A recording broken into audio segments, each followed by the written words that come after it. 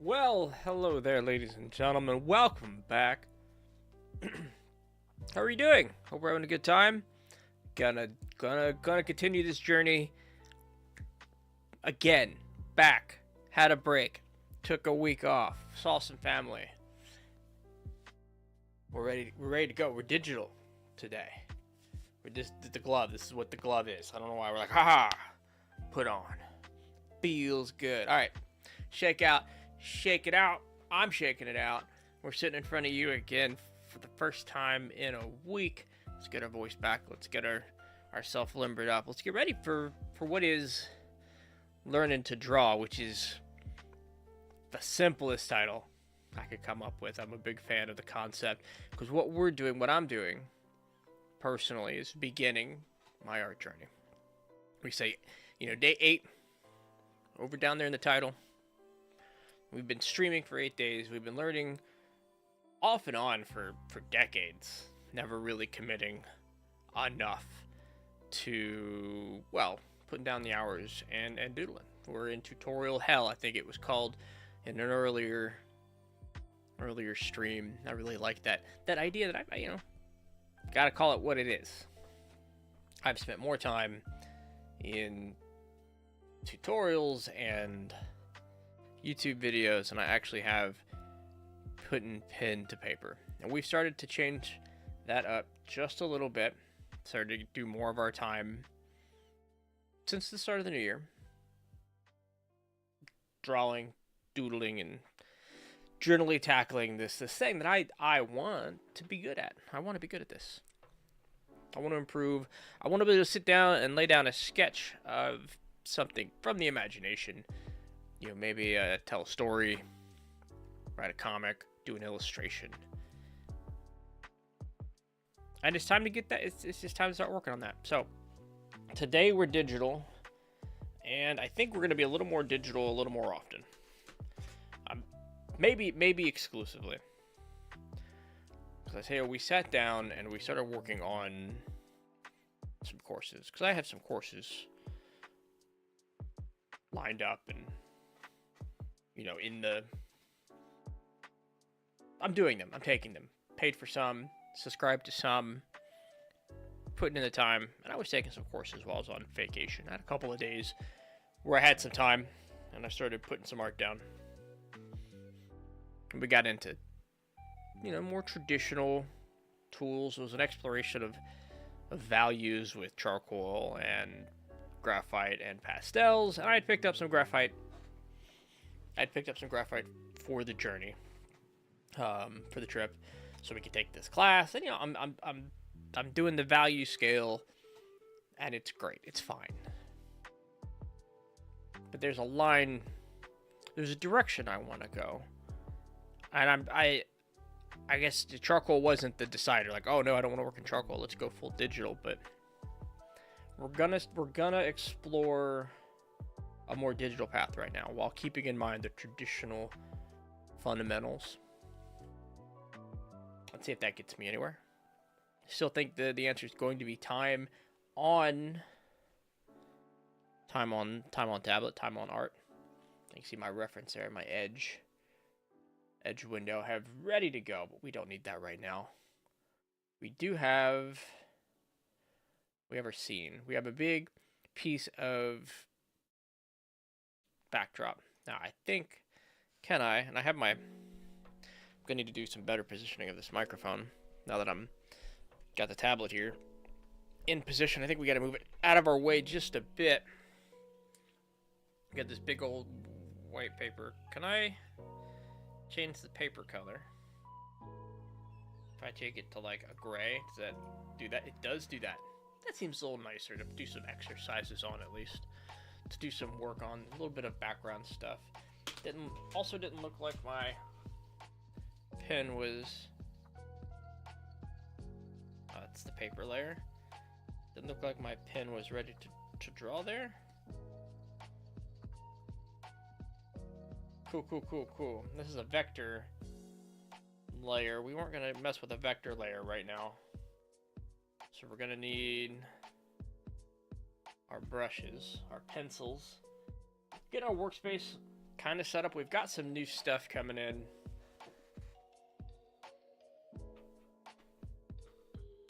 And that's a problem I have. Buy new stuff. Stuff shiny. But one of the things I am getting, aside from a new tablet, one of the things I am getting is a keyboard, a little more wireless. Well, it is wireless / wired. That we're gonna be able to move and maneuver. And right now the cable is kind of at its limit for where it wants to stretch. I'm being very, I won't say delicate, but the space for where my keyboard sits right now is a little, it's what it is. So, what are we doing? We're going to do some warm-ups. We're going to use this time to do some warm-ups. Let's start by just putting some marks down. One of the things I really enjoyed when I was kind of looking back at what I did last week, I really like the look of pen and ink on paper, kind of that black and white style. I was really happy with everything, every final piece I did last week, and there was only, I think, 2. Did a Bakugo, did a Luffy, Gear 5, and those were fine. Those were fun.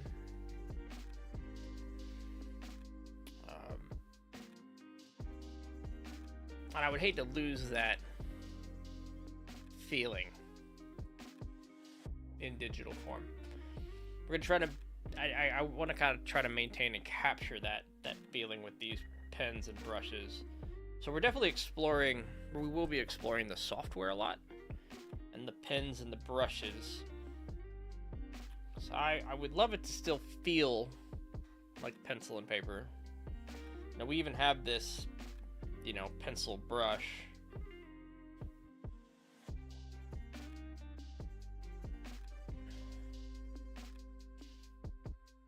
Can we get that sketchy graphite and then ink feel on it? So I come back to the G Pen, and we ink over it. Will I be able to get that? But maybe, I guess we're going to find out today. So we're going to do some of these warm-ups. Right now, I really do enjoy just being able to, let's get rid of this. I was messing around earlier. Let's get rid of that layer. I was messing around with the vector layers earlier. But it is nice to be able to just put down a line. Alright, we can even do a nice thick line here for this exercise. In fact, a line, like we can put down a line. Alright, and I can practice. Back here to the pen. Practice this arm motion, this full arm straight line. Now I do want, I think it's this button, right? That button. Okay. I've been changing my buttons up a bit. We have, nope. Rotate. See, I've changed my buttons around. We got to get used to them. There's my undo button. And we could just kind of delete and practice tracing that straight line. Now, one of the things I did do when talking about changing my hotkeys yesterday, I've added the rotation and the spacebar here, so I can practice getting good paper rotation, I guess. I was getting comfortable with, say, that direction there.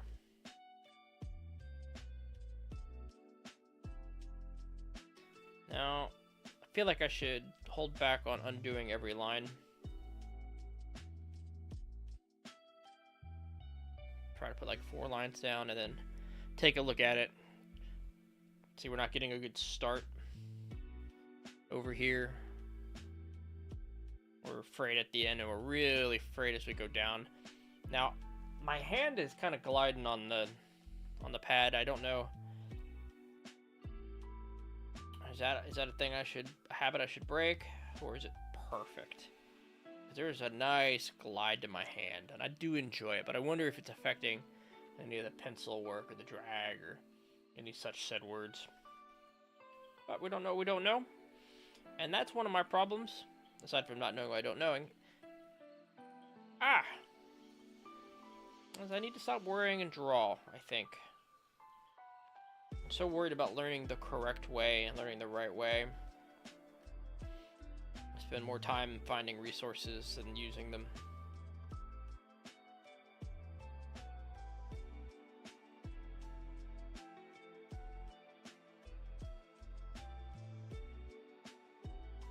Instead of spending all this money that I have spent over the years, I probably could have gotten away with a number 2 pencil and a sketch pad and time. Burned through several sketch pads, watched only a couple free YouTubes. Alright, and really made some progress.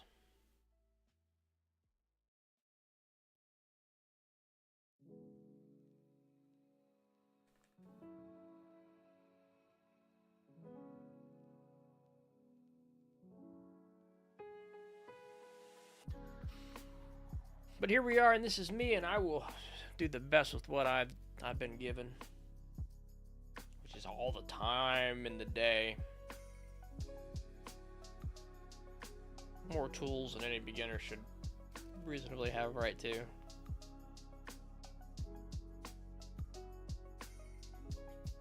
And we can't see if we can accelerate that at least. Make it worth the time. The energy, the effort, the money.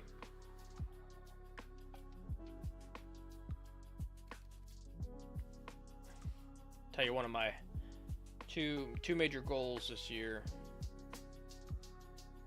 You know, being in shape and putting down art I can be proud of. This is feeling better. This feels like I'm really good at this direction. So maybe we mix it up. I say I'm really good. I'm terrible. I'm better at this direction. I feel good about it.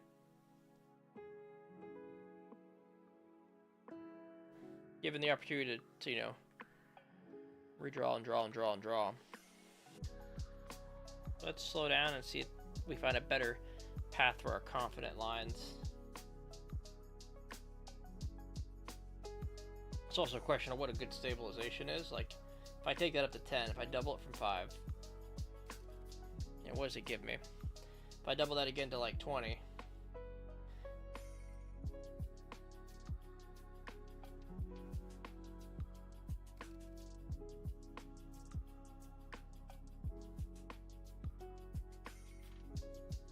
this is just one of the many tools I'm trying to figure out right now. And then some self-imposed lines on what I find is too much or too little.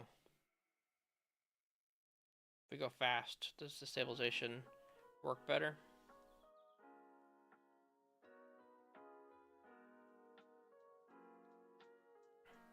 You see, we're kind of gliding above and below the line. Here, let's put another red line down.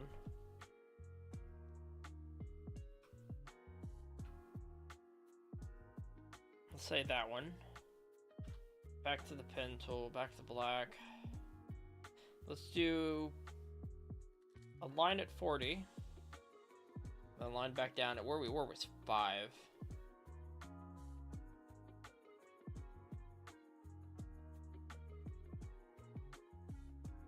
So not too different.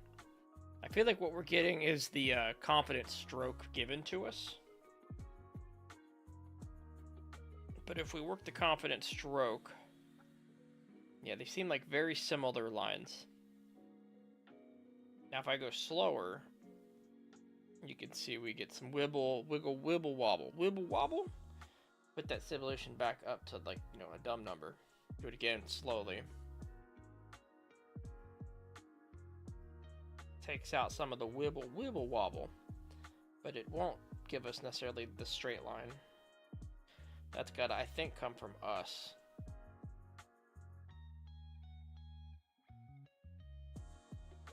I think, you know, stabilization, get enough for me to overcome,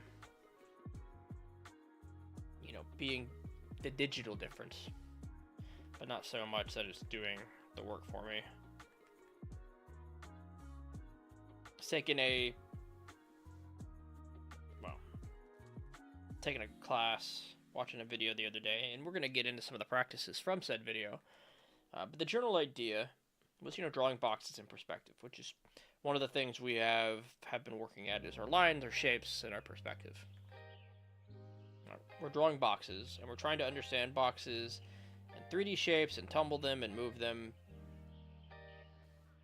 And it was one of those back and forths that I was trying to get a good feel for the use of rulers and those tools to help make the straight lines. And it helps to hear somebody else say it. But it was what I suspected. And what I suspected was, if you want to build the skills of drawing confident straight lines, don't use a ruler. I suspected it. I just needed to hear it from a person. The problem is you hear competing ideas from competing resources. And so just this one teacher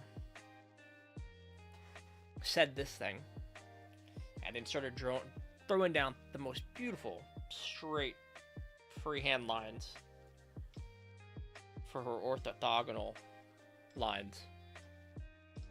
And that was it. That's all I needed to hear. That's all I needed to see. You may or may not be seeing me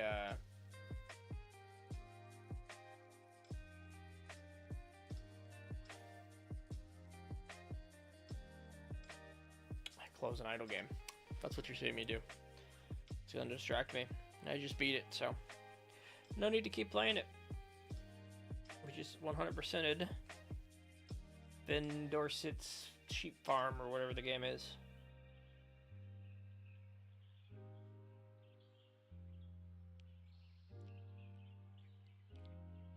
Anyway, that's why we're here. That's why we're doing the thing we're currently doing, is I want to be able to throw down intentional lines. Now, right now, straight lines. Eventually, nice curving lines. Looks good, looks smooth, love it. But, what happens if we try to follow that line again, right? We try to come up here with the black line. Not terrible. And there is no intention or intent behind the thickness of this line, so that's something to work on.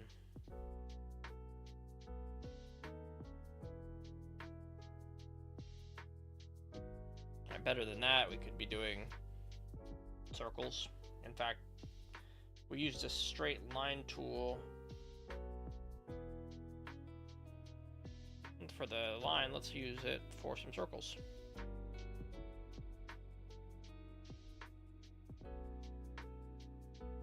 Come back to the pen tool. I've been enjoying the G Pen. We could just kind of practice this size. Right here, give ourselves a good intentional lines.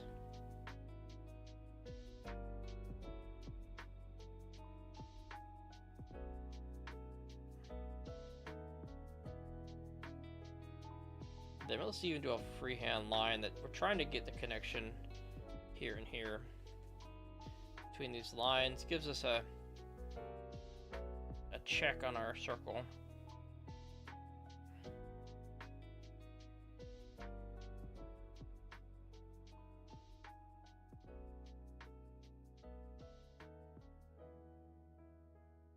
Let's go ahead and move to a new exercise. So I think we're just going to fill this thing with circles. All right. I want to just put some ellipses down. I just want to put some ellipses down. So to do this intentionally, let's do it with lines again.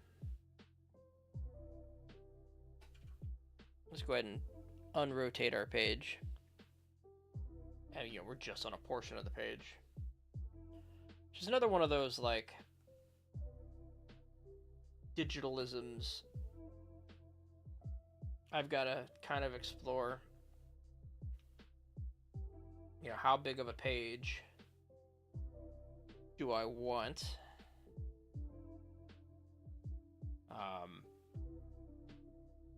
What's the resolution? What's the pen size? Right now we're 100% on a 4K image, and as you can see, it's only taken up the smallest portion of our page. For now, there's no problem with any of that. Nothing needs fixing.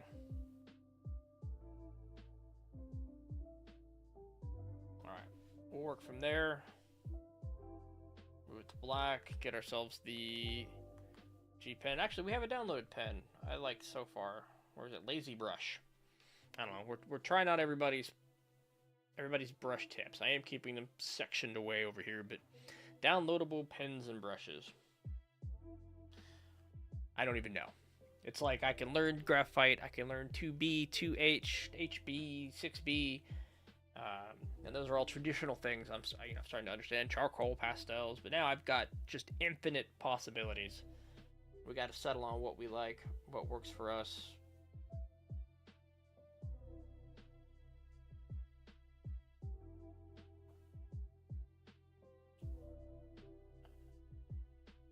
I'm gonna go up to 5. I would think 5 stabilization is gonna feel. Want some of it. Oh, you know what? Let's put this on another layer. That way I can redo it without redoing the lines.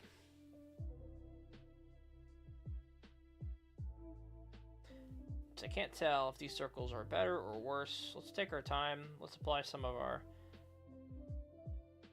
previous lessons. Let's get used to this medium.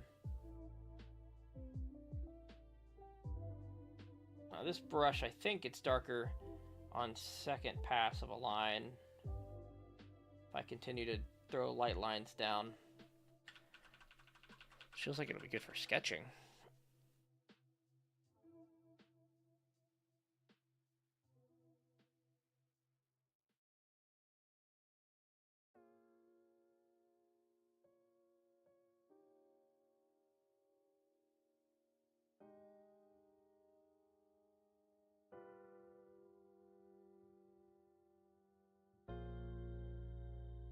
I really want, I think if we were doing, we'll slow it down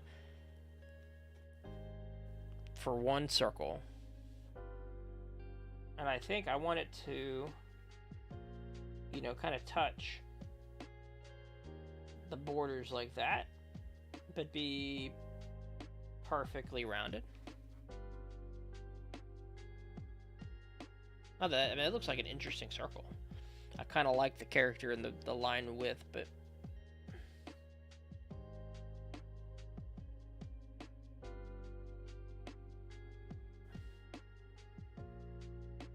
let's go to this turtle pen, which we found because of a YouTube short.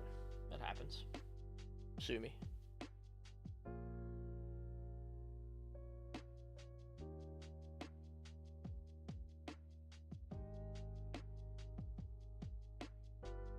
Reminds me a little bit of the pencil tool.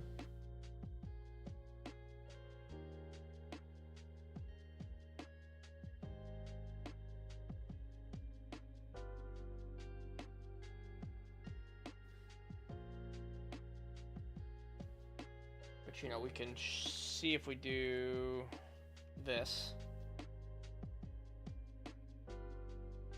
Feels like a pencil sketch. Feels like graphite on paper.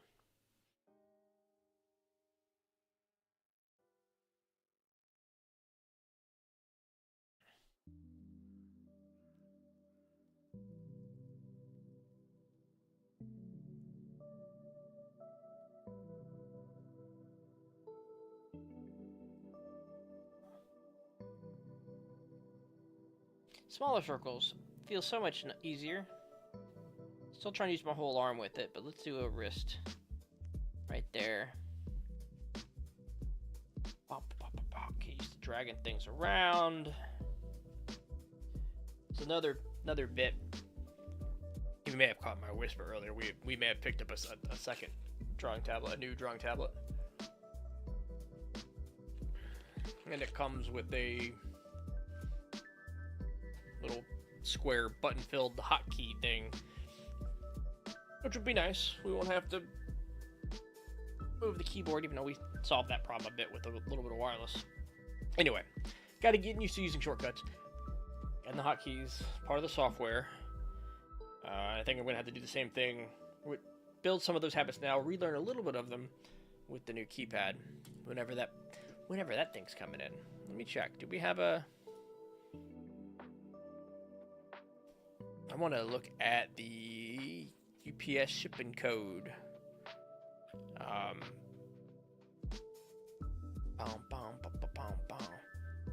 Label created, date pending. Is it where we're still at? I want to know. I would love it to show up in a couple of days. Be able to play with it this weekend. Likely, if I'm gonna be honest with myself, it'll probably show up on Monday or Tuesday.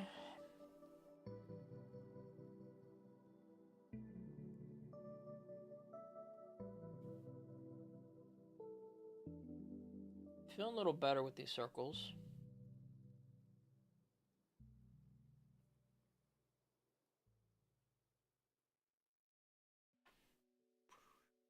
Get a little bit of a oval there. Let's do some more of those ovals. Let's go back to the G pen.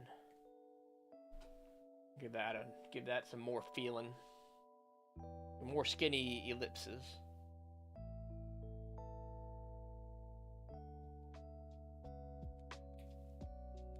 See, it doesn't feel very sketchy.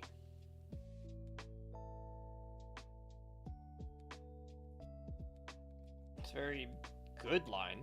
Like, that feels like a good line. Actually, not as nice as the calligraphy pen. I was playing with that the other day. That feels fun. We'll play with that one day. Give me back my circle. Calligraphy pen.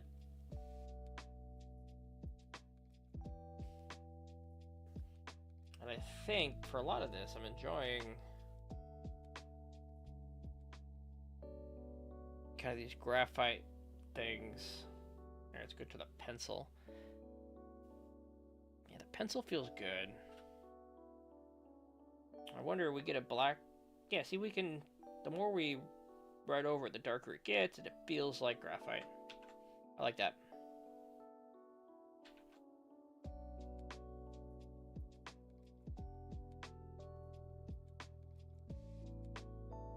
Very cool.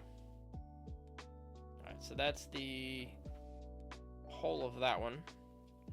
So, super easy. Thank you, Digital. We get to do that. And we do it again. I'm going to do some, add some angles to this, to some of these circles. So maybe like a...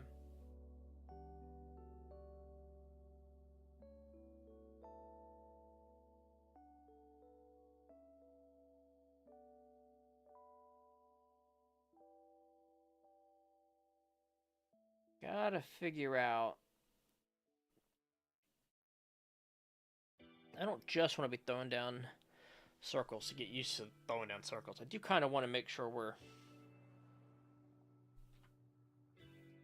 keeping in the lines good.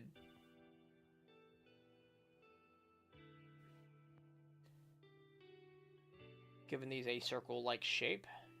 They definitely look like a bunch of potatoes or eggs right now. I guess being mean to eggs.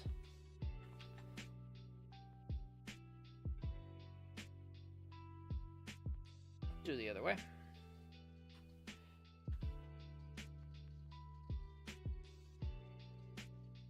And instead of moving around my arm, trying a little bit of dragging the paper around. Now you see we did this one in an uncomfortable direction for me.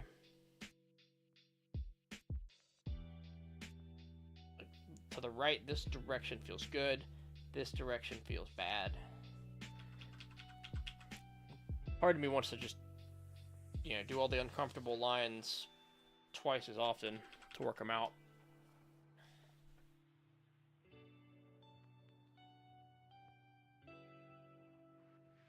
I think I need to develop the good lines a lot, but I don't want the bad lines to fall significantly behind, right? If this was, you know, if we improve this line, let's say we gave it a score, you know, we got to power level 1000, right? It was like a power level 5 now, we built it up. I would want my my other lines to at least trail behind an improvement. But I guess with digital, right? Or I guess even with traditional, all I really got to do is rotate the paper. Some more isms about some more techniques, some properties of digital that I've got to decide how I want to approach.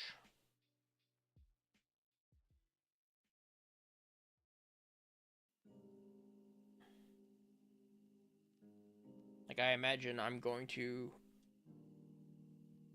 treat this like a traditional medium and then slowly adapt some tools, some digital only tools and techniques, right? Because you can rotate in real life.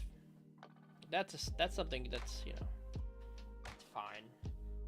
But, you know, drawing a circle and learning how to draw this circle, I just come in here and I draw a circle this way, you know, I'm losing something.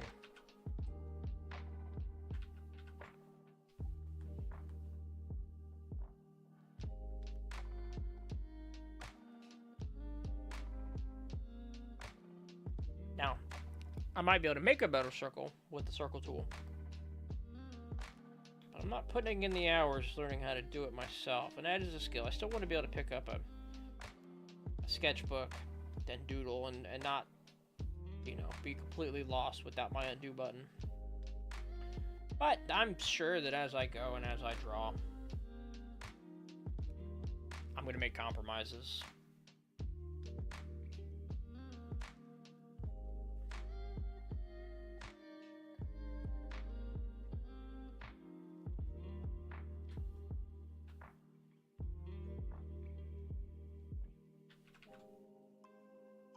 See a nice little undo there. Gives me a chance to redraw a big circle. Which, you know, we don't have a lot of big circle space on this paper.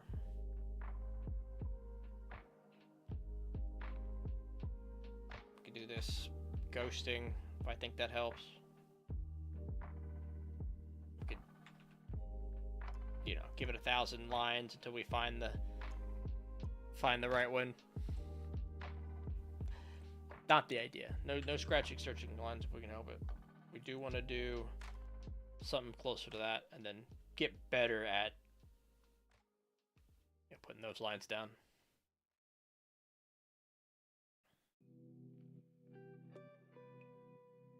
I think I've said it a few times again. Said it a few times, say it again.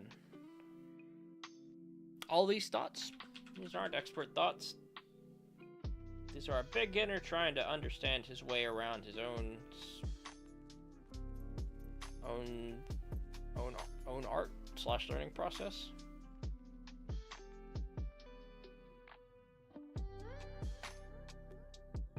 Cool. So let's try. Let's keep a good look at the time. I think one of the things I definitely want to do, I didn't do last time we did digital, and I want to do today. Oh boy. Because I want to draw something fun. I want to make sure we draw something fun generally every day.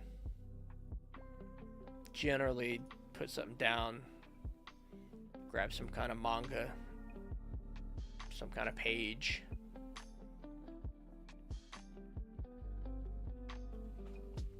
But for now, warm-ups and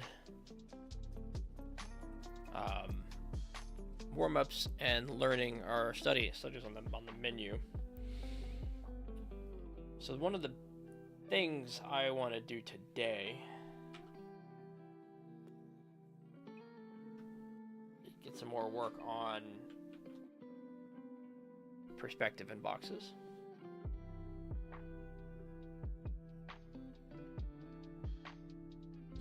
can't put something down right now, and I wonder why. Because I can't see the layer. Oh, we need a new layer. There we go. Start with a red horizon line. Come over here to the pencil. All right. We got our zooms, our rotates, our pinching. Let's give ourselves singular dot on the horizon. Let's redo the horizon line because we were rotated.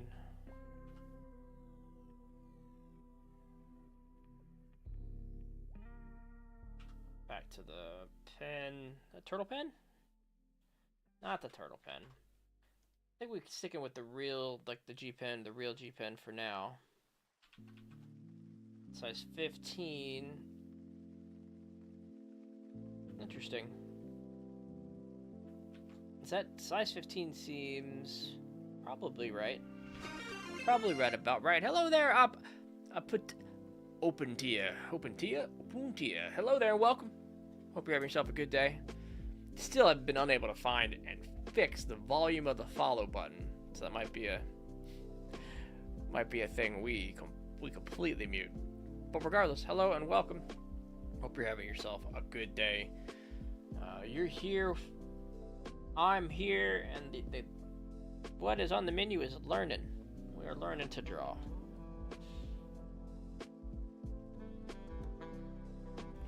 And I guess specifically at this moment, boxes. So,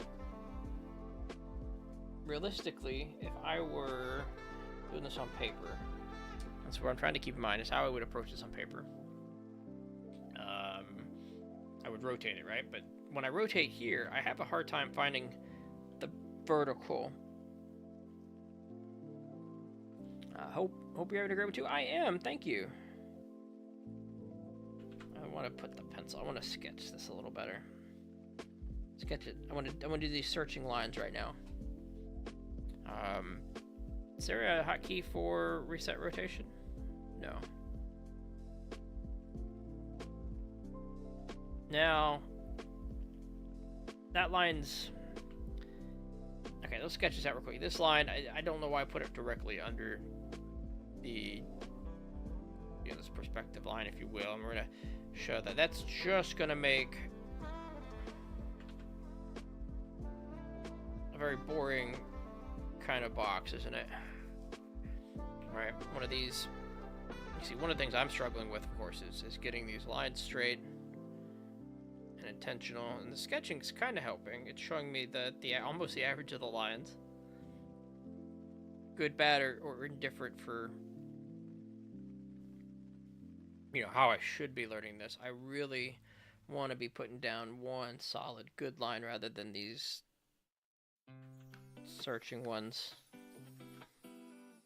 But so like right there, and then being digital, what I'd like come down here and do this and be like, all right, let's clean up the line with an eraser. An eraser tool.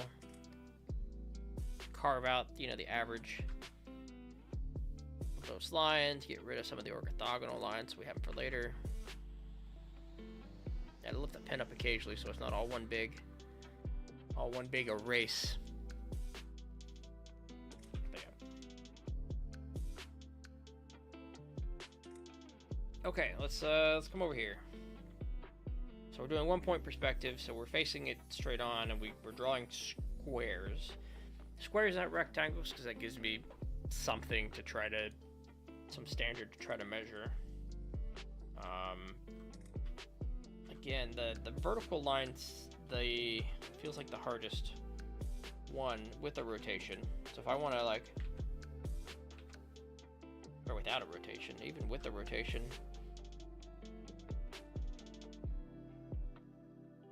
let's say it's there. Let's stop doing so many lines for this one. Let's see if we can't feel this out. Okay, so from here over, and this is good. Bottom left to top right lines.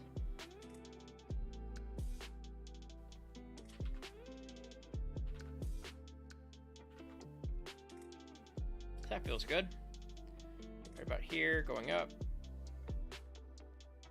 A little off. That feels pretty alright. You can kind of see, though, what I was talking about earlier. It's getting a good vertical line is tough, right? Especially rotated.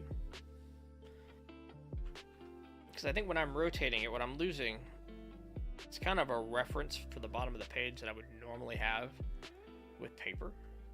I've got to find some way to overcome that.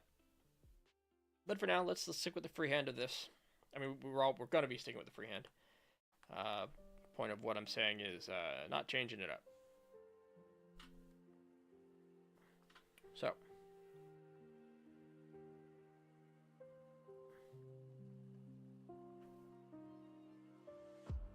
There's a little bit of a curve to that. Over here, that's not quite square.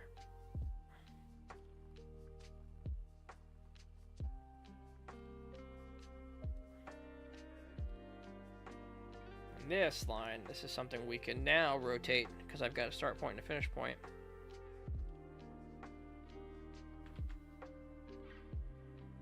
And we can get a good straight line there. Kind of dark in these right now.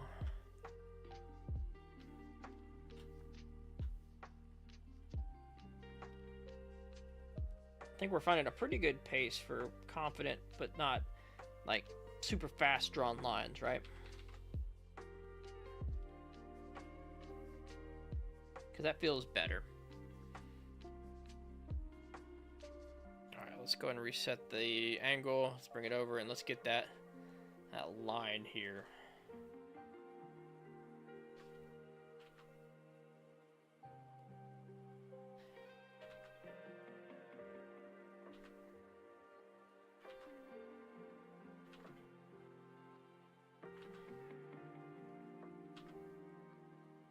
It'll be a good Control Z.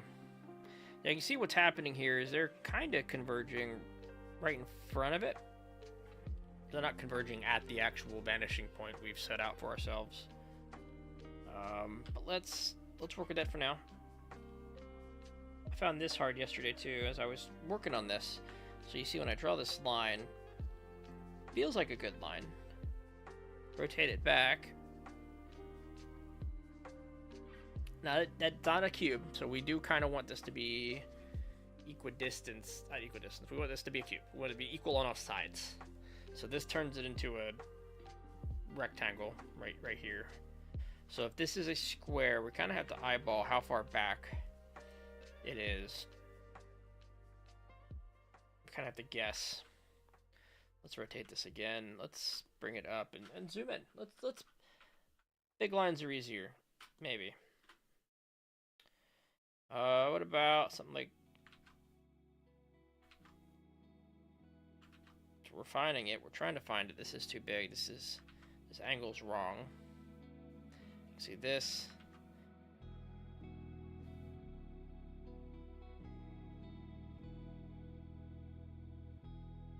Looks like we want to come down to here, but we can do that with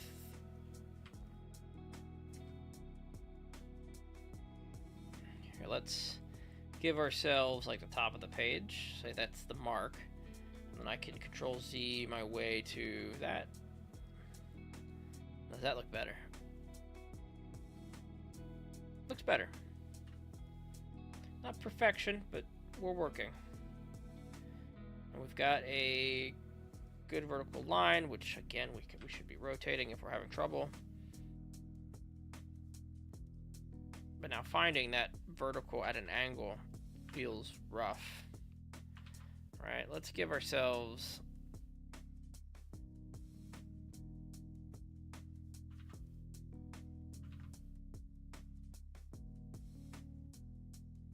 feels better.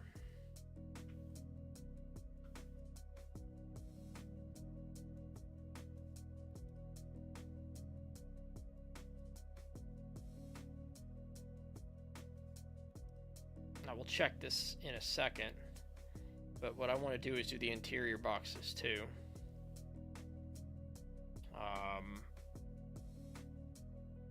fact, let's have fun with this. Let's drop it the layer behind. And the big determining factor is going to be this orthogonal line.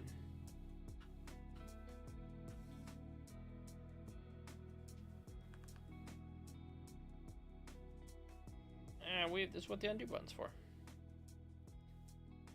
I mean, if we need it, that was... Oh, see, not quite a good starting position. Felt like a good line, but then you look back. And you're not quite in the good starting spot. Now, long lines are hard, so let's zoom out a bit. There's a curve to it. There might be a curve to every one of these that I try to get down. You see there's a big curve there.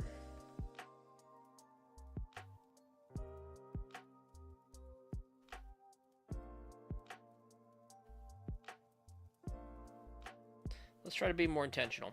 Let's come on down and lean in. Do some ghosting.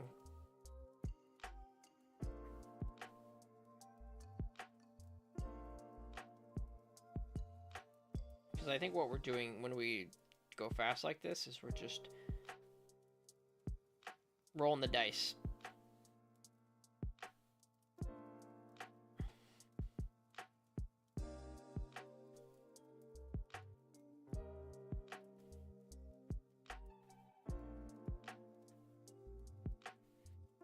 Oof, all right, I think we're gonna be happy enough with that, but these lines are going crazy. And it's probably because there's a curve to this one as well.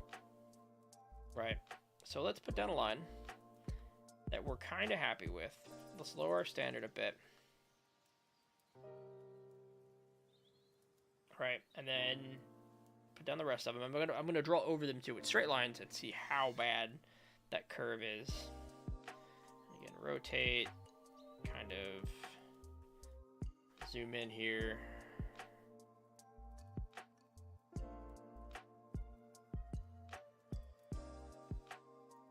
Kind of have this vertical bit. I can lower the opacity of this one and then go right back to the top layer. So that's why we went to a layer back. Now we can kind of look and give ourselves a grade.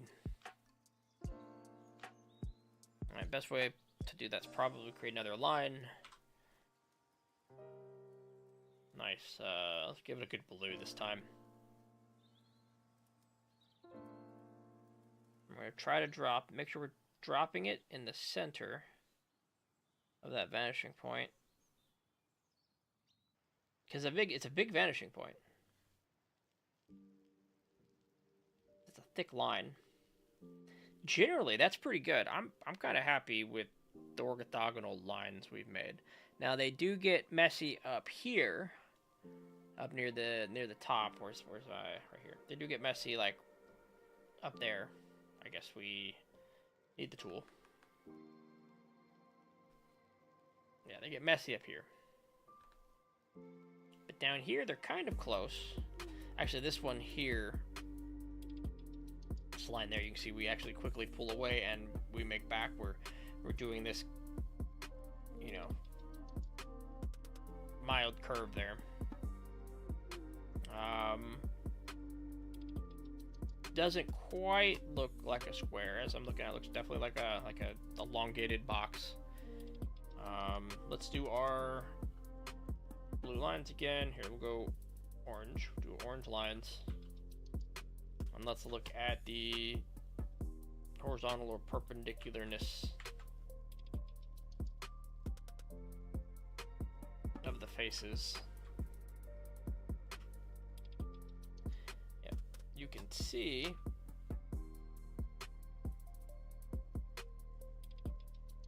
how much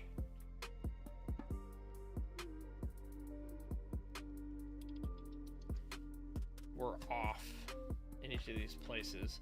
If we start from better corners, the same corners kind of. Yeah, so we've got to work on kind of just getting a square. Probably similar here. If I draw it down, you know, here, If I draw it down, we go over. From what would be the point is kind of there. You can see the kind of the missteps of these lines.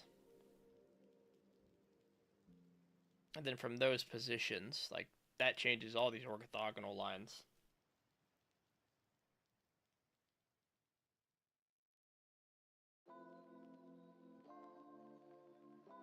Because you want them where these boxes connect, or where they would have connected.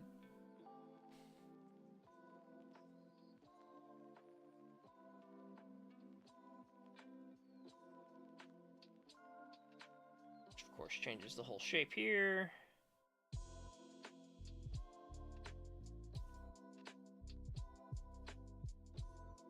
It's probably better. See, better if I do this with a line tool. But I'm not learning box drawn, shape drawn. Okay, enough of that. Let's go with a new layer and do it again. Let's do it from over here. Get a pencil, make it black. Freehand us a square.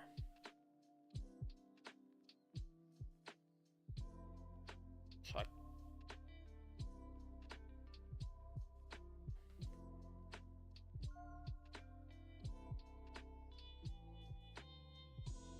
roughly there. Just go in, let's give it a rotation, and let's see if we can't get some good straight lines. Rotating probably ain't the answer. In fact, what if we erase like all but these corners? Like we kind of outline where we want this to be, and then we can come back with the pencil.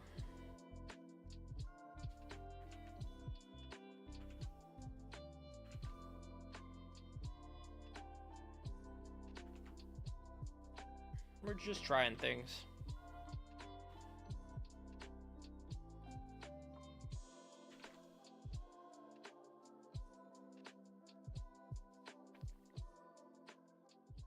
Reset that. I think we can immediately see that this isn't a straight line.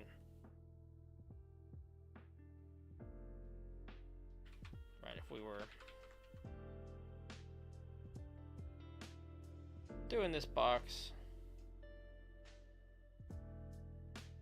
more like that, came in a bit.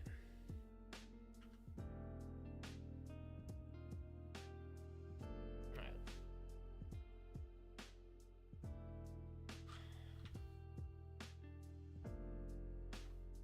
And now we've of course got this problem again.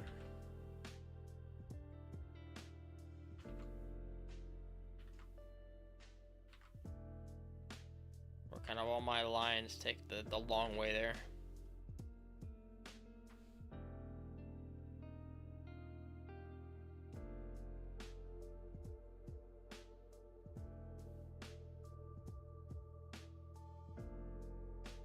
Let's try ghosting.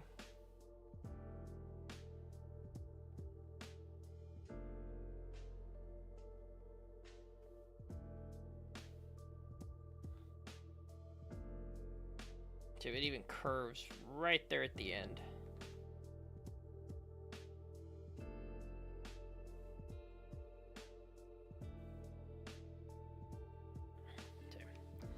Blah, blah, blah, blah, blah, blah, blah, blah.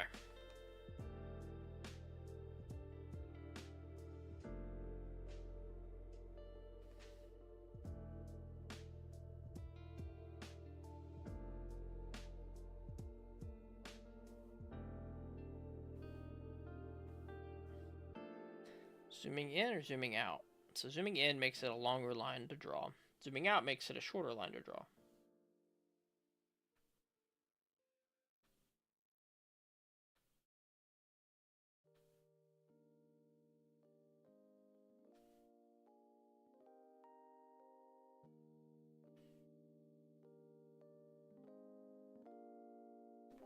And then zooming in gives me...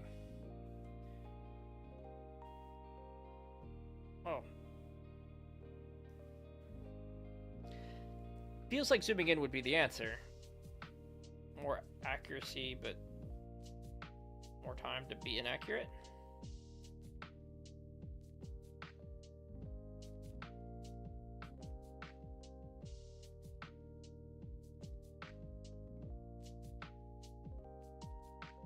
You know, how long can I sit here and redo a line as I'm trying to understand the perspective of a cube? You know, could even go bop, bop, bop, line, line, line. Super thick. Oh. But not the tool not the lesson we're trying to learn right now.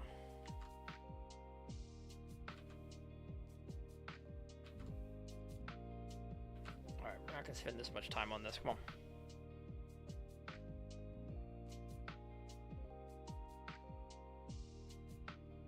That undo button's gonna be a habit. I want to be smooshing it and smashing it, but I don't want to smush and smash it forever. Let's find where we think this square kind of becomes a cube. That looks pretty good, actually.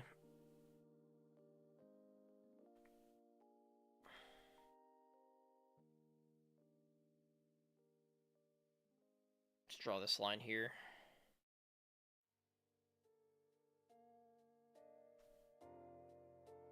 I think what I want to do is I want to bring it from the box. Let's rotate this around.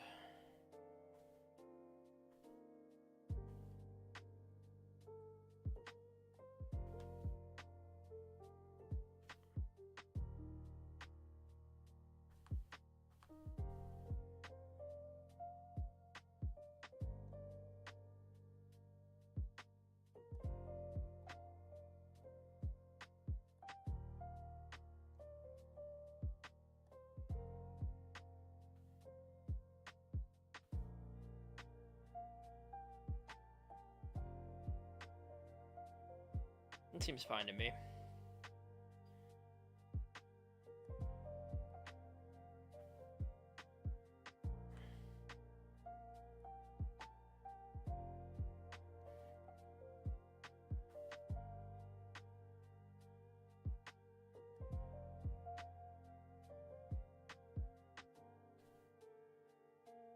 See, this should be a connection here, like that. But clearly there's a problem. And it's, you know, this line.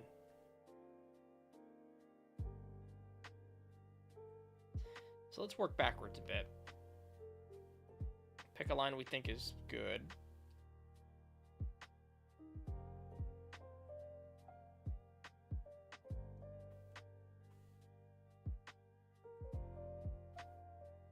You can see kind of where the wonkiness of this is happening.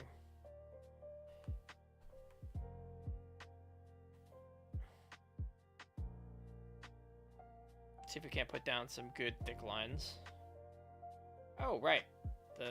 Just the G pen. Sure, that's good for a line.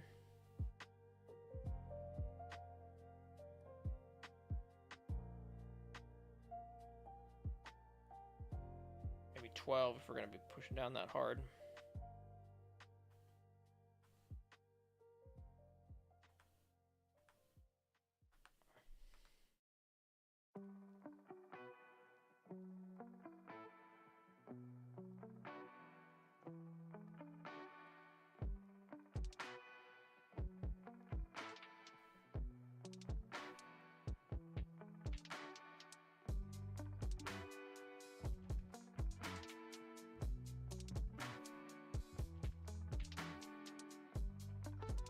So you can see the curve there.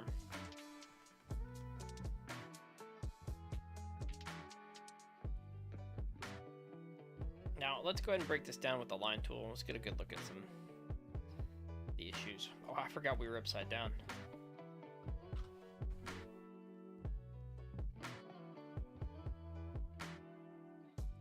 We already determined this was good.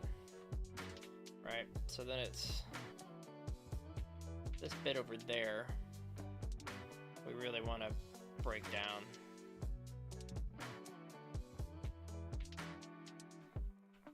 Holding shift, can't hold shift for the diagonals.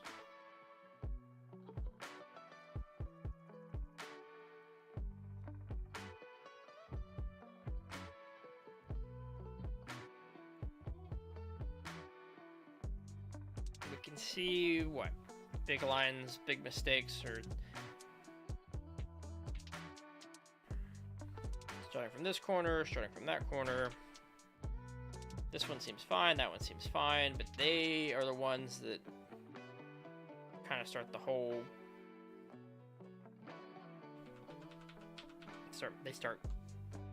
The mistakes add on to each other. The inaccuracies of these lines and the angles.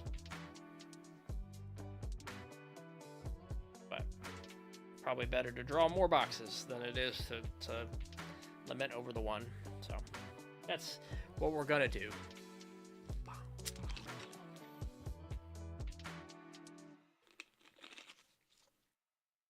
Give me that pencil tool back.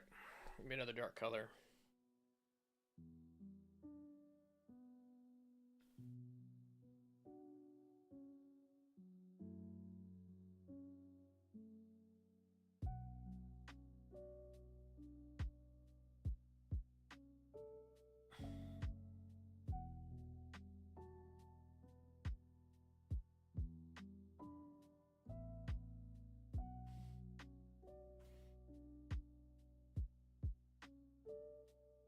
We're going to go to a little bit of a quicker box process.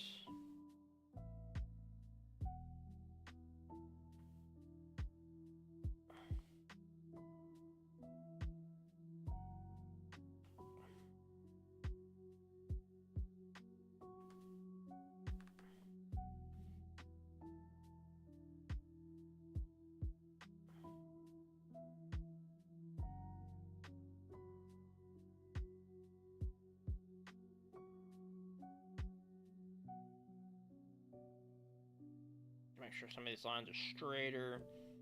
Do some scratchy lines. Try to really define where the box is. You can see that this comes up more than it should, right? So there's more. We want a line that's really thickening right there. Fix this vertical. On the outside, not the inside. And then we could come in here and kind of neaten up. Digital. Look at us doing things.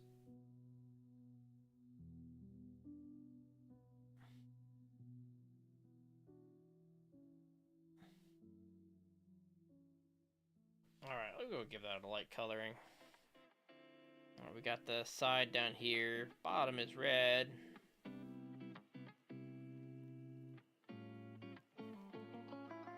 Oh wait, we were doing this because we were doing the inside of the boxes. Let's do the inside of the boxes. Help wrap our head around what's going on. So to do that, just rotate this around. We have a line we have to find. Again, rough line.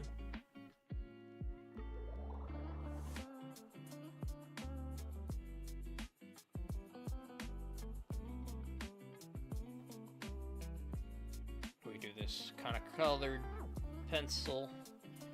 We got the 4 lines. Where does this connect? Here. Right? And this is why we're doing this. 3 lines. I want to say like horizontal here, right?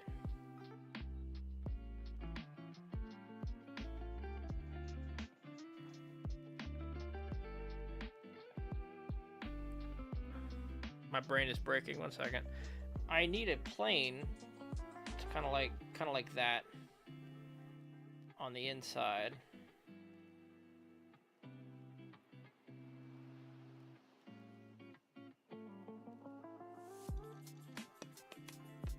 All right, so let's rotate this thing back, and I have to plan this out a little better. So this vertical line hits that. to make that plane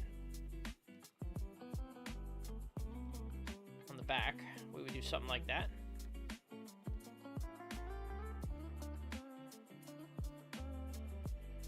Which shows us the awkward shape of the box. You know, we have say a yellow bottom, which we can see all of. That top plane we can't see any of. It's hidden from view, but it is generally up here.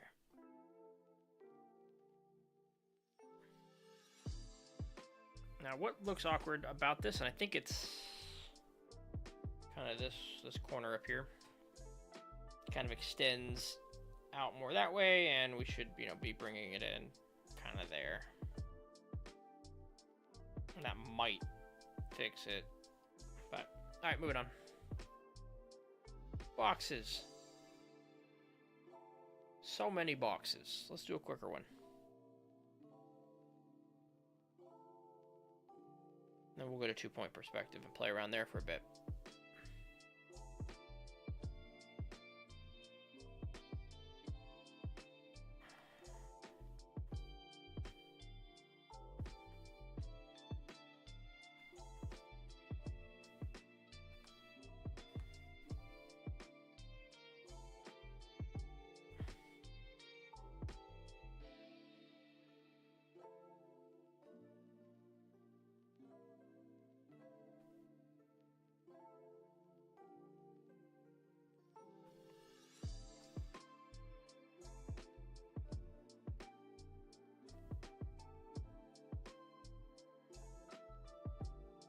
Let's go ahead and bring that back to a reset rotation. Center this, zoom in a little bit. Make that a cube. Bring it a little more. Right about there.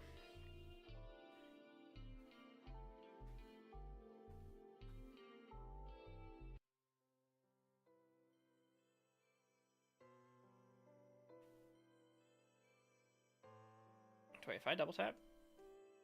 Cool. Learning shortcuts. From here, horizontal line, vertical line.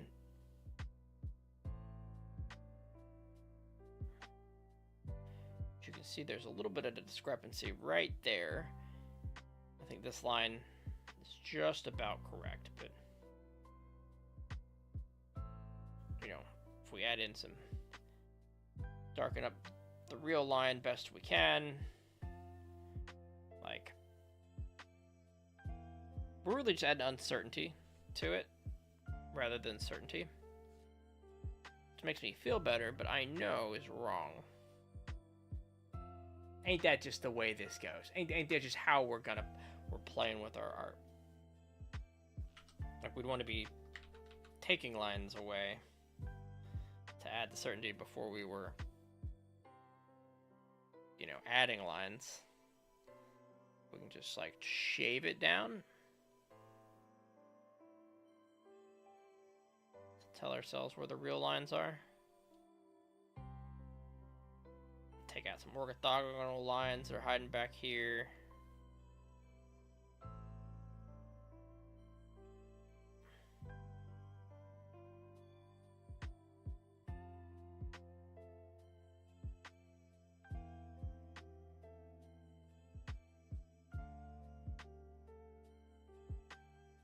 That's not bad.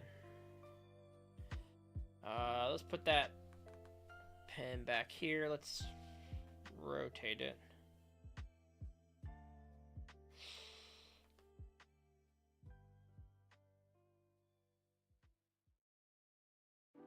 Try and keep it from curving down, but I think I'm beholden to what's here.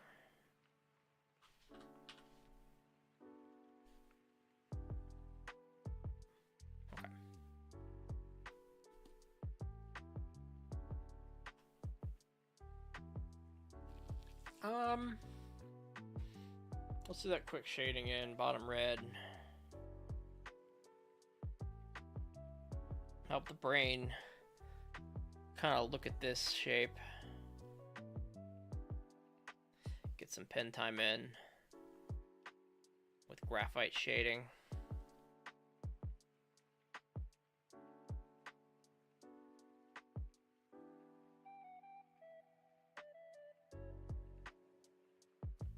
And let's give it the blue.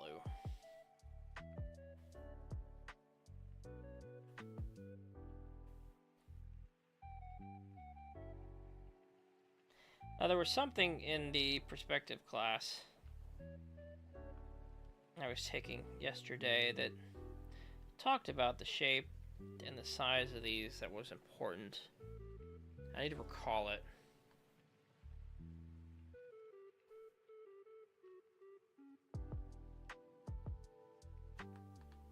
My picture settings. There we go. Get them out of there. Something important. What was it? Like, because we're looking at the top of it, we're looking down on it. The top is closer to the eye line and should be bigger. Like, this blue should be bigger than that red. Let's pull out our lines. Let's pull out the line tool. First off, the foundation of everything we're doing is... That's pretty good. That's what's off. There we go. We see we're kind of starting in a rough place. Let's continue with this black line. And we'll do some...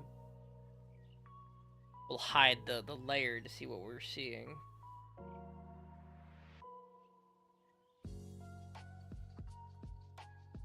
Like how wild the difference ends up being.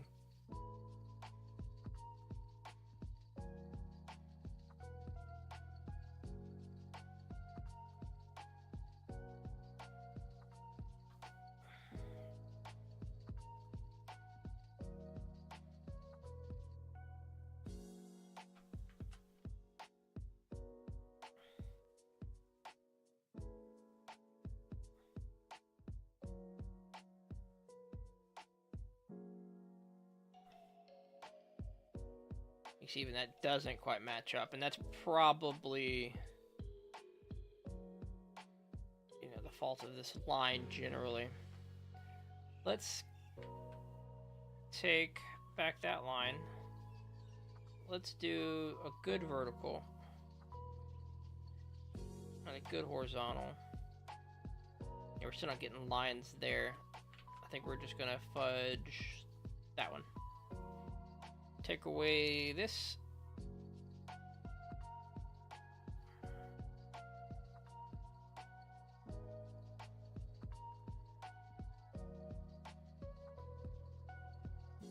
And that's still not what we're seeing. In fact, I mean, this is horizontal, right? Like, there's no doubt in my mind, like, this is a horizontal line, and that's a horizontal line. Does this feel bigger, like this size here? Is there a size indicator somewhere how long the line is? Any kind of moving number? I'm looking around. No. But is that line there?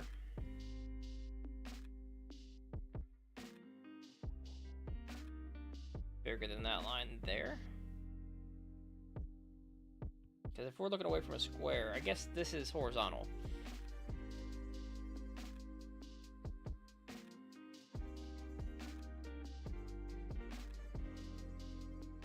This is just a problem with one-dimensional objects. One perspective objects. Oh, 2-point perspective. Let's not dwell too hard. We get to kind of erase all of our stuff, hit a new layer, and we're gonna use the bathroom. Take a short break. Just gonna walk around for 1 minute, friends. Oh, stretch it out. 2-point perspective.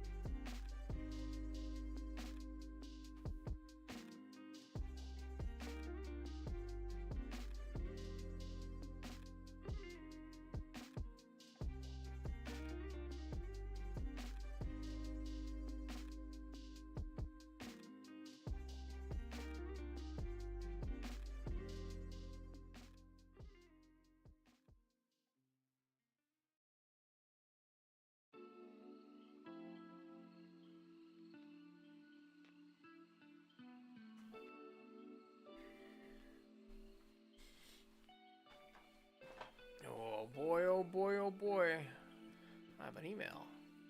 Oh, normal email. Nothing crazy. Alright, so. Let's doodle something fun. I'm gonna ixnay the study. We're gonna do a little bit more study. We're not gonna do the study. Let's find ourselves something to draw. Now let me get my Shonen Jump ready. We're just gonna peek around some manga. There's a fun one I've been reading. And log in. And then we'll once I start pulling things up, I'll go ahead and share it on the screen. A little cute, fun one I've been reading. Called. Actually, I should favorite it. But let's try to go to Shonen Jump stuff. Where's my? So the webpage not as good as the apps, because the apps will show me my history of what I've been looking at. It's about a dog, about a ghost dog, cute little ghost dog thing.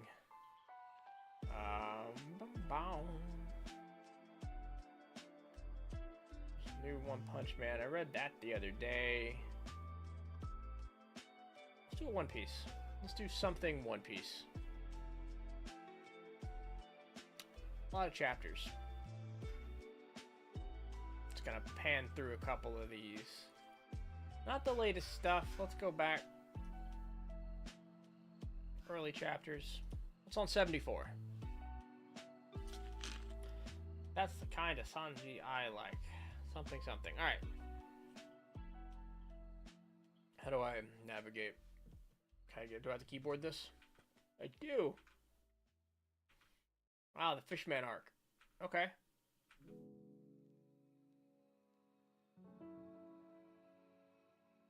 There's the Nami scene where she finally asks for help. And I thought that was pretty good. And I've drawn that. I've drawn it before, not to say it's off the list. I would like an easy way to go back to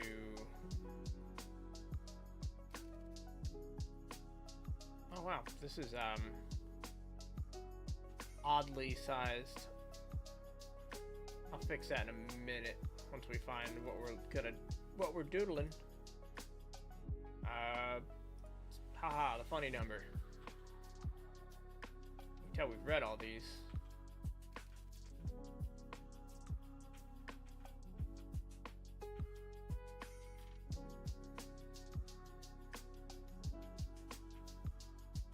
Drawn a lot of Luffy lately.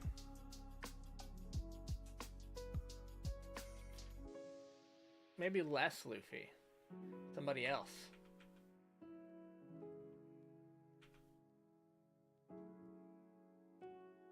Oh, Don Krieg. Okay, this is Don Krieg territory. What about 87?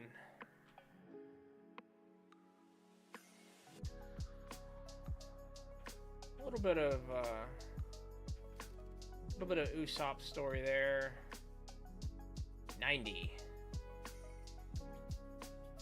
We kind of take our time here, finding something exciting, challenging. We've done that in the past, but maybe not today. Maybe we go a little easier.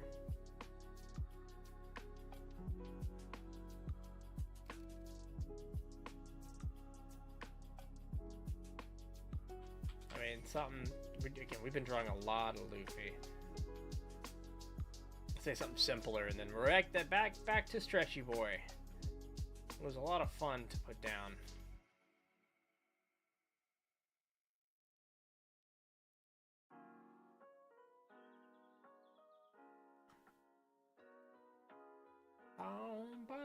Bow, 99. A lot of chapters. A little bit of Smoker. Really looking for a good full panel of something that's exciting. Let's bump around 104. Oh wow, they're already at the Grand Line. A lot happens, guys. A lot happens in these chapters. I'm gonna go back. We're bouncing around too much. Are we back into Fishman Island? We are. The Luffy fight. Love a good Zoro sequence. I struggled with him a while back. But at this point, if we looked at 94, a good Nami photo would be fun. Photo. Drawing? Drawing. We did the last chapter of this in a sketchbook. Redoing it digitally would be fine.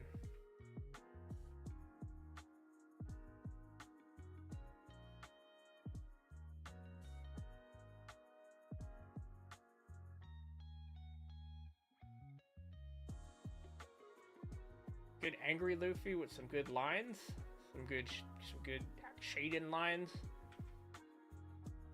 Ba-da-da-da-dum-bum-bum.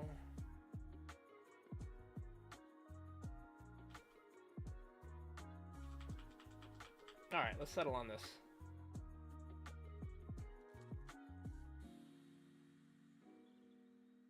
Now, how did we do this before? Let's fix our reference. So first off, this is Edge. I want to edit Edge. We've got these like the lines come out, right?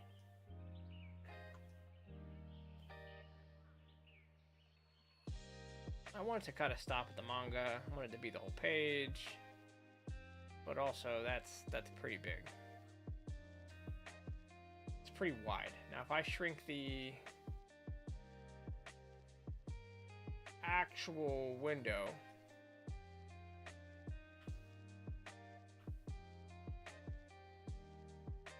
there we go. There we go. I think we just move this over here somewhere I can see it. I'm gonna do all the zooming in the browser, I think. This was kind of better when it was a tablet, which may be something we just end up doing the more I look at this. Like, I can use what's up here. We're gonna have a reference on the tablet shown on the thing, because we're still not even getting the whole piece.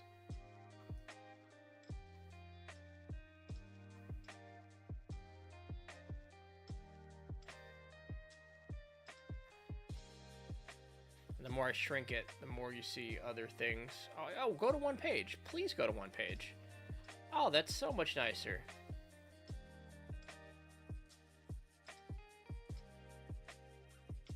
I wonder if we can use the zoom in stuff better.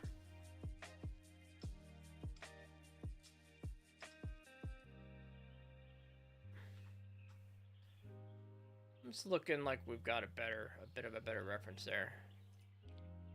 Was that was probably wild. I don't even know what you saw there. There's a pop out button. Oh, it gets rid of all the excess. Okay, we're finding our place. We're finding our way. There we go.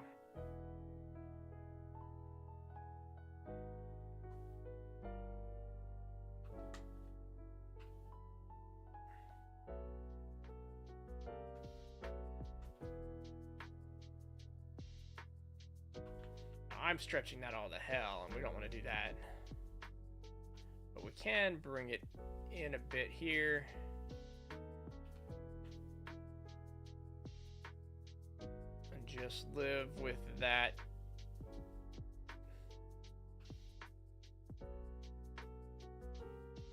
There we go. All right. Enough dwaddling. Let's Luffy it up. Let's do some art, y'all. So, some things we had learned last time that really helped us on paper. We're going to try to translate physically.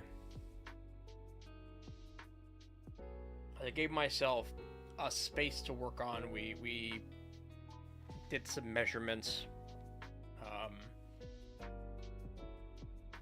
So if I was doing that here, we kind of, I get the sense that, yeah, see, straight lines are fucking hard. All right.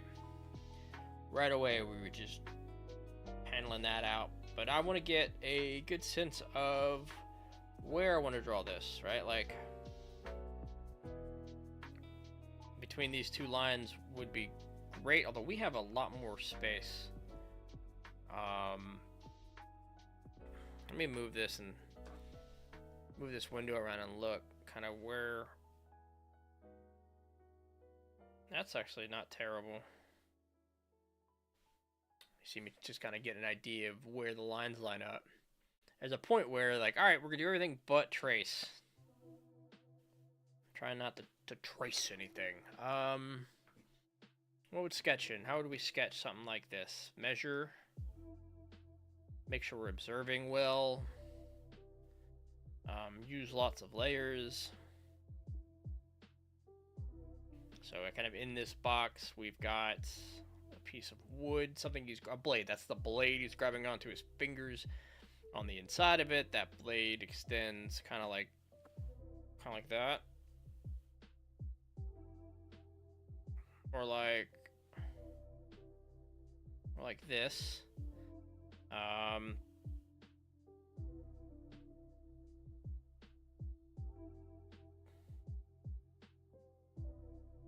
Something there. We're looking for the big shapes now and the big lines. So his wrist comes out something like there.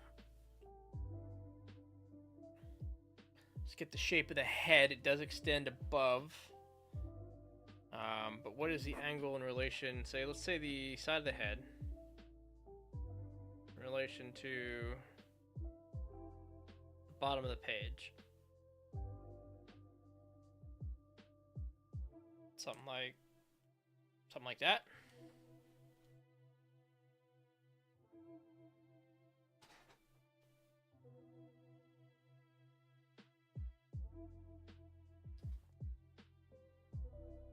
More like that. Let's get a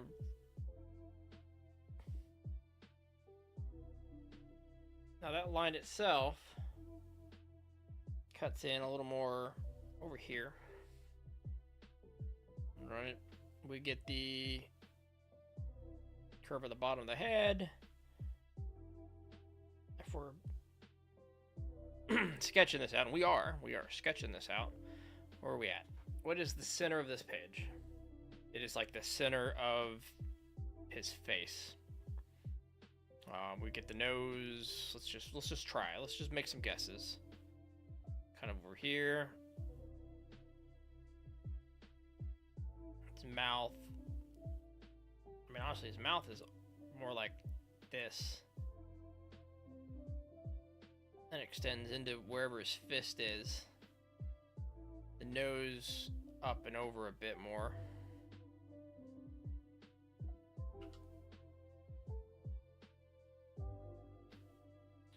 Let's go ahead and try to place some eyeballs.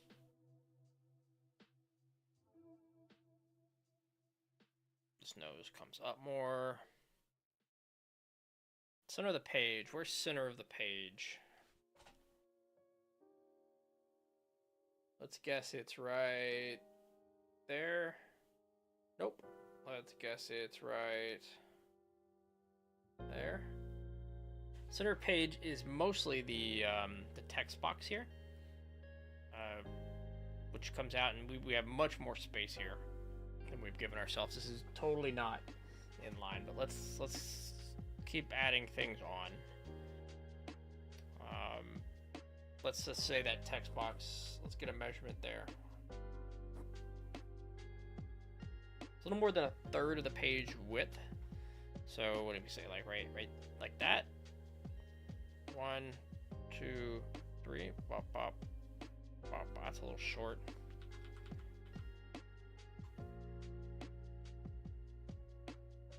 Right about there. And it's about half the page. So really, the speech bubble takes up like this whole section, which means very little of the pieces in this bubble. Right. He's saying something there. So let's take out some lines and redo them. Some of these sketch lines. Actually, really like the idea here of putting something down and checking it and measuring it.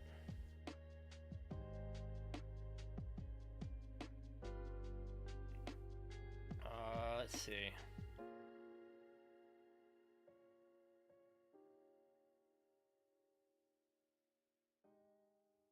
The middle of the speech bubble.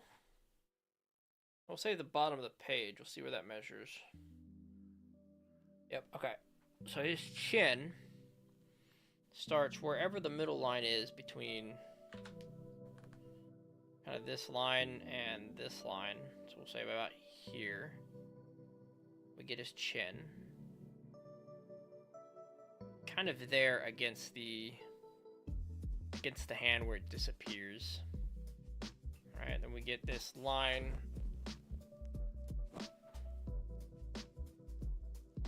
We can take it towards the bubble. Does not completely consume it. Rides the side of it so it gets to a hair. We've got, again, let's start putting stuff down about this height. I say start putting stuff down. We've been putting stuff down the whole time.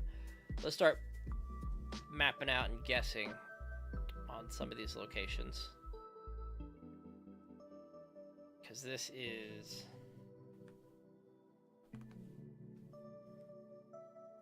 how we're going to do it.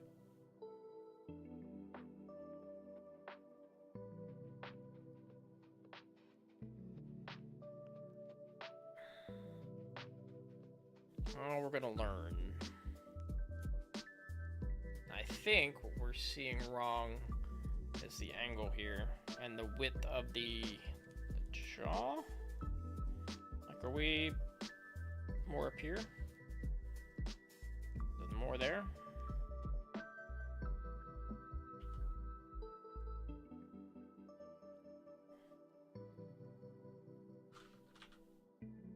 Makes kind of this line here, like all this feels squished in. So let's try it again.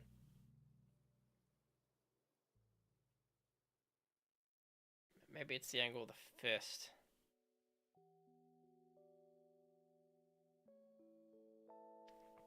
All right, let's get it. Let's get all the big shapes down.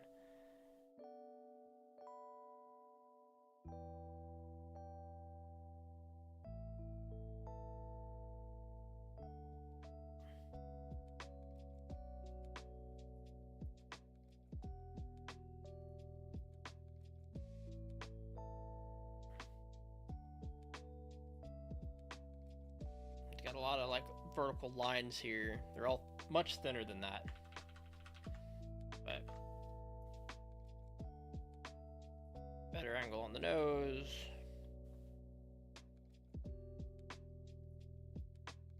The eyes.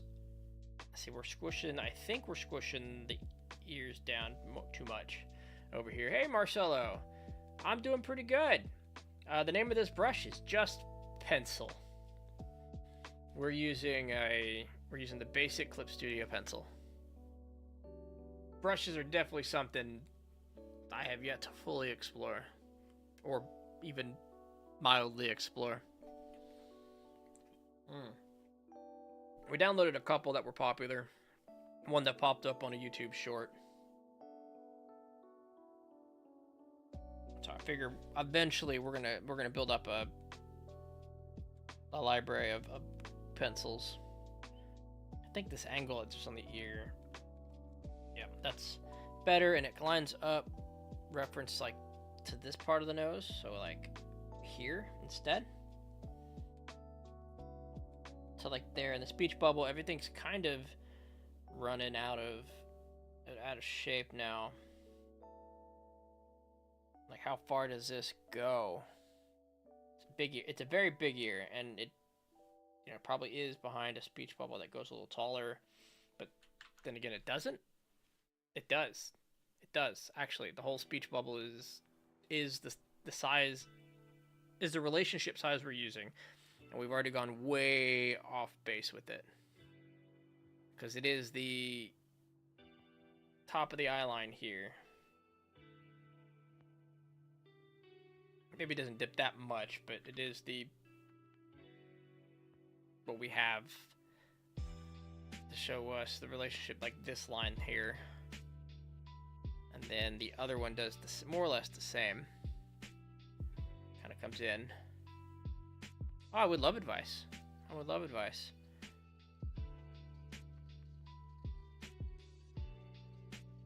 We haven't got to the point yet where I'm overwhelmed with advice. Yeah, sure. Tip away. My favorite tips are, you know, what to focus on and what to learn. Right now, we're drawing for fun and practice, but trying to find good observational skills, trying to do some sight measuring. So yeah, I think one of the things we're seeing, there's so many things I'm seeing that aren't kind of in relationship to each other. Let's see. I kind of want to put things down. I keep stopping myself, but I want to put things down like guesses and sort it out afterwards. But you know, how deep are we gonna go? The more time I take on these, generally the better. The better they end up looking.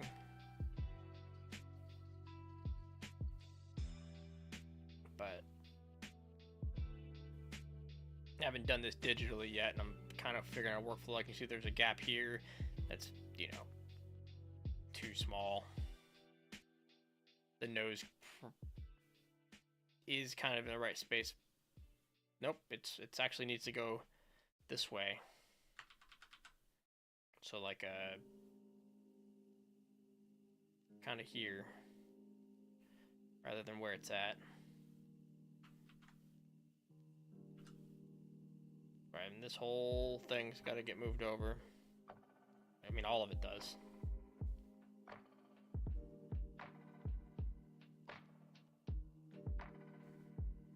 But this is how we've kind of been finding the good lines and the good proportions. Draw, redraw, erase. It's just a lot easier to erase.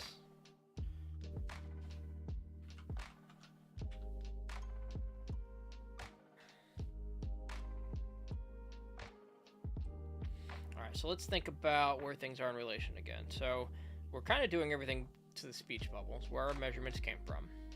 Let's draw some lines. So the chin was essentially there. At the top of the line, which let's draw a better straight line.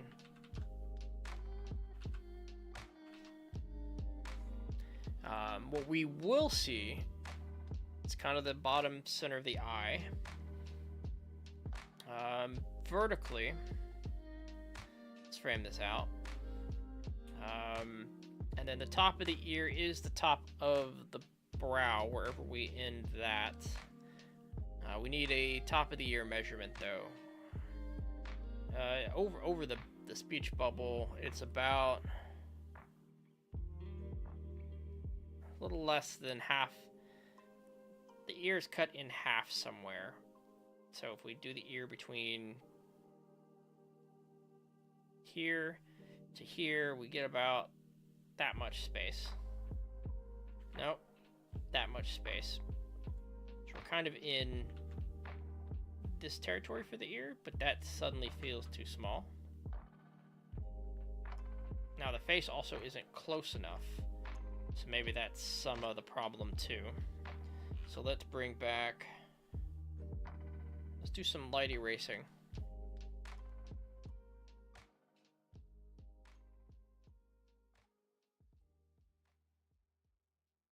Think about the relationships here.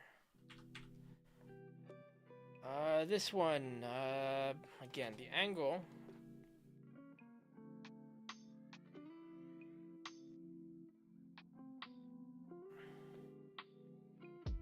Doing some rough measuring.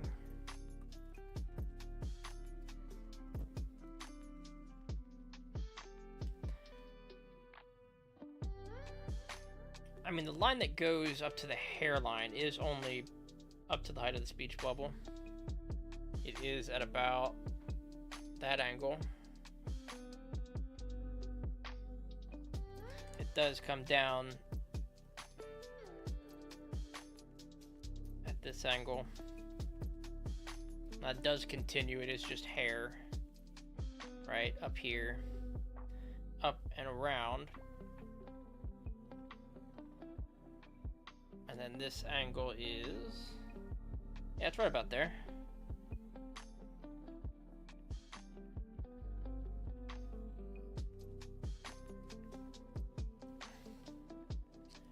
Here's a tip. Consider making the sketch the same color, like red or blue. It helps a lot. Once the sketch is ready, you can improve the sketch using black. Consider making the sketch with some color. Can't I just come back over here and do that? I figured at the end of it I could mess with the opacity and the layer color, if that's kind of what you're suggesting.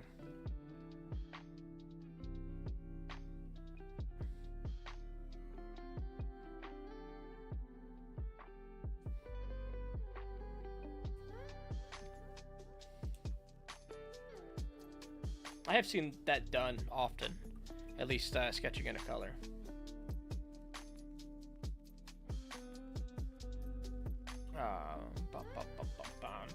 And I think what I'm trying to do now is get the proportions and placements of everything kind of in the right place, and frame it all out.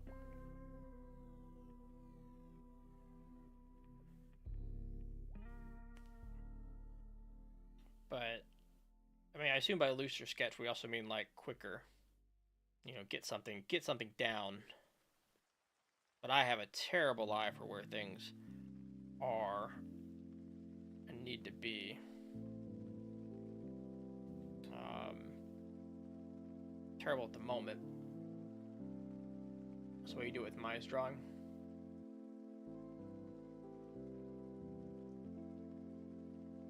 Of course, there's going to be some expression I'm missing. This is about, about here.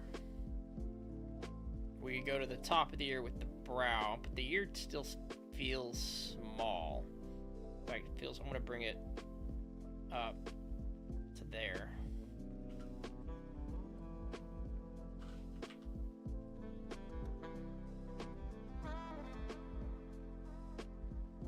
Probably looking at this angle a little wrong.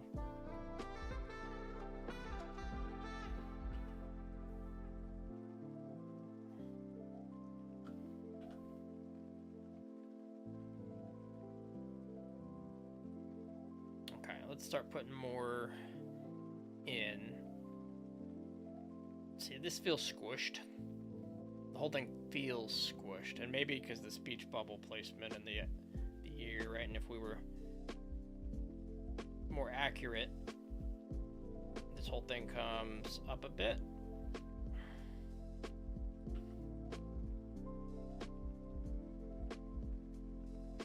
It feels a little less squished, but I think even farther. Nope.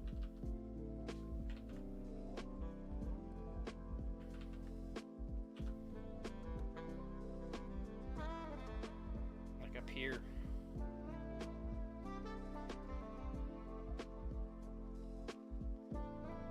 Let's go ahead and keep going.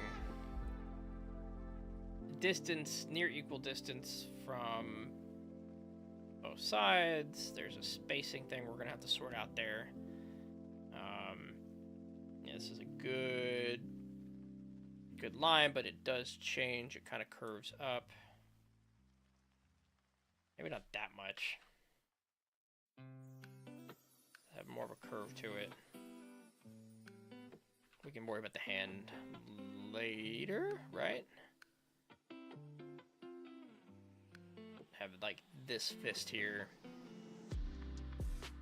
I say worry about the hand later, and I just start drawing it.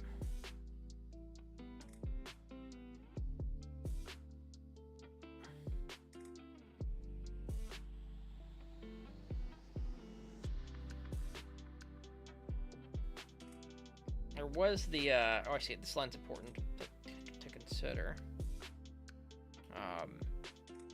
But it may have been kind of as I'm spacing that out in my head down here, which lets me kind of hit this breaking into the sword motion.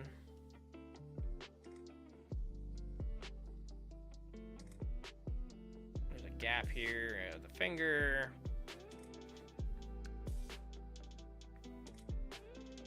I can kind of see it coming together, although proportions are a bit off. Is he too wide too? There's a whole bunch going on. Oh boy. All right, let's continue. The side of the knuckle, which we've gotten here, and it's a little longer. Unless, oh right, knuckle, center eyeball, kind of here. So it's not that it's longer, it ends in the same place, so it is longer. So we kind of bring it down to here. And this whole thing kind of works itself out, but I say it kind of works itself out. The shape of the contour of this line.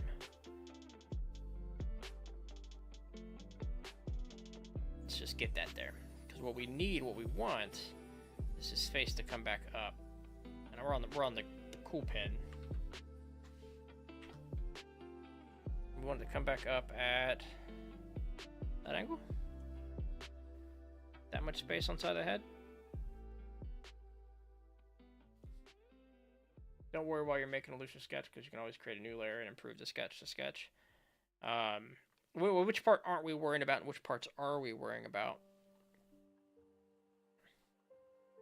Because, you know, if I'm not worrying about it, you know, I'm up here doing, all right, big circle, big fist, big bubble, right?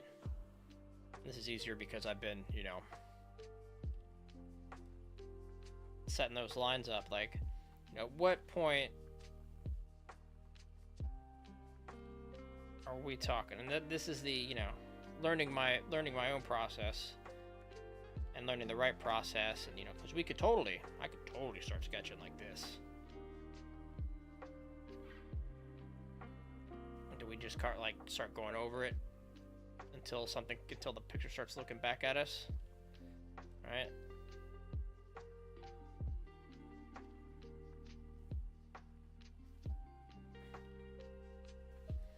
Yeah, bring that up a bit, maybe more like right there, and now we're sketching super loosely.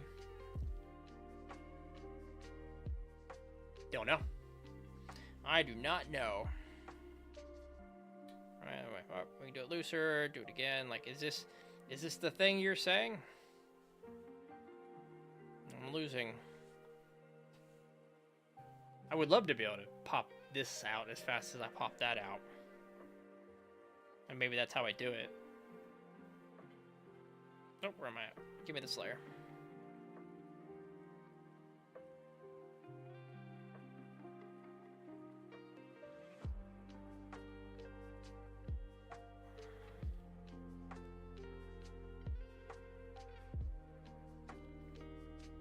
So we got the hair, which, you know, definitely can do this one quicker. Feels fine. And it actually extends above, like we're poorly framed here at the moment, but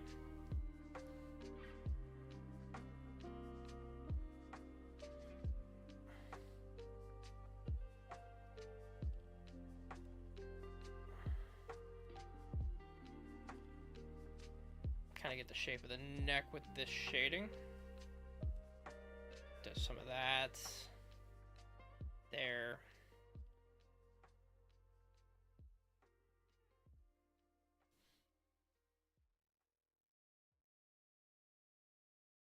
Top of the brow is the top of the brow.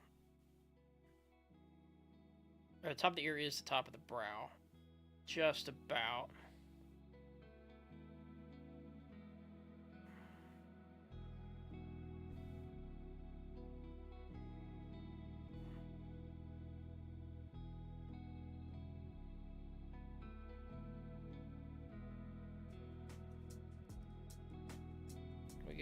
some bit of line there to the eye.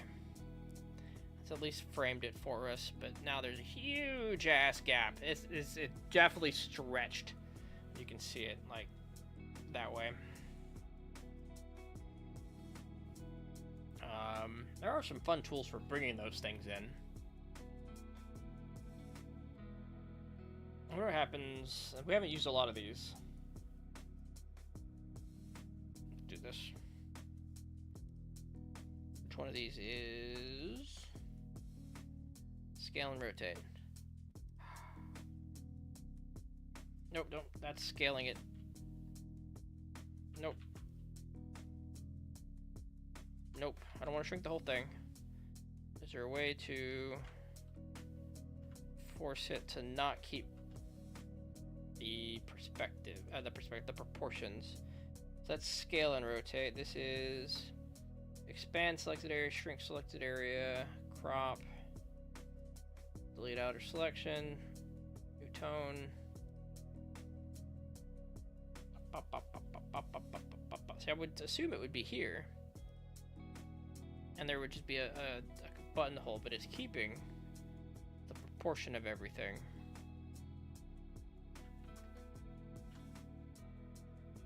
Oh, there it is. It's control before I start dragging.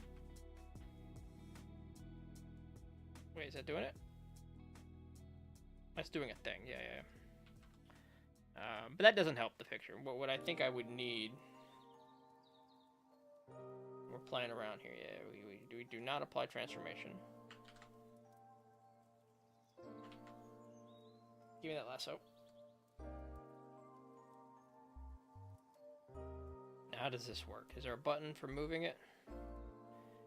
Crop, scale, rotate, shrink, deselect, crop. So what about this one?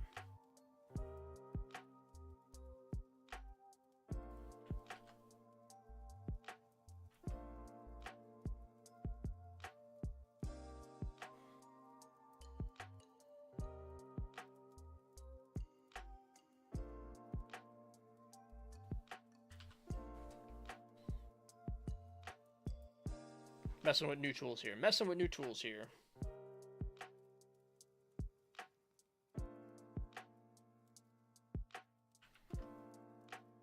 There's a hotkey there somewhere. I know there is.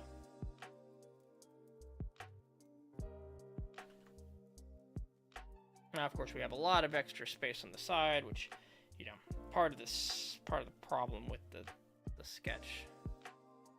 I do think the whole thing needs to be kind of moved in and morphed. Is that something? Well, let's keep messing with this lasso. This is new.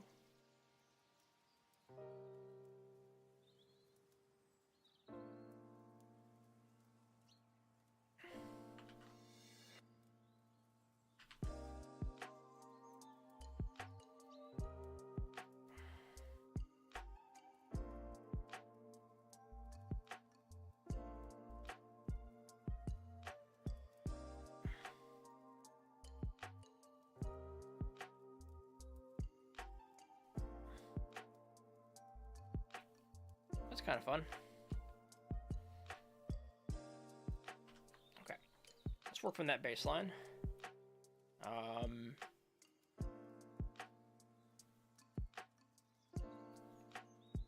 Let's lighten that up. Let's give ourselves a new layer. Let's move that to the top. And let's see what we can do again. So we can do now. So, pencil. With that guideline there. Right, and I see the eyes need some work.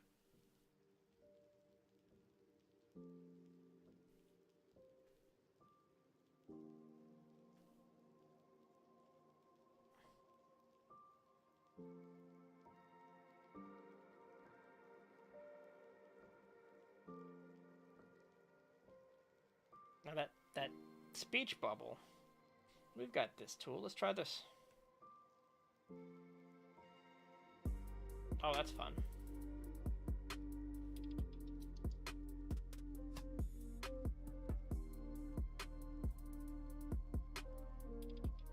more or less. Is there a little speech bit?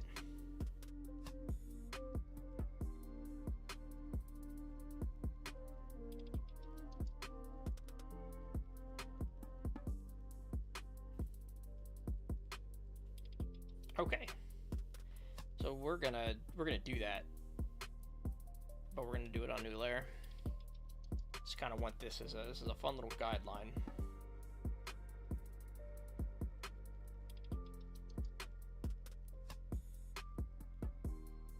Doing tail.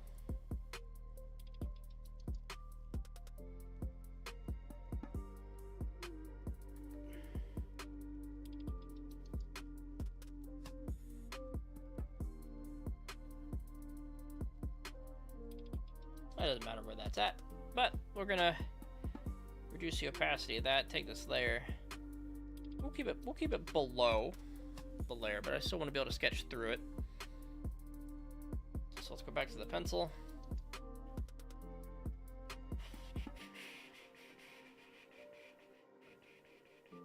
So we've got this like bump here in the wrist. On a slightly different angle, but not from there. From like there. I think that bump is more raised than it is anything else. So we need a better line here.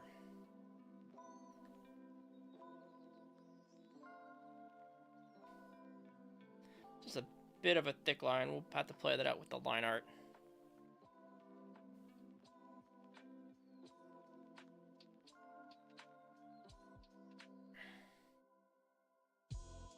Oh, sure.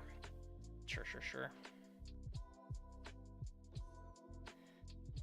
Multiple sketch layers. That's what we're doing. And that's just an easy turn, right? All right, cool. Let's see. That's the idea. Good to hear it.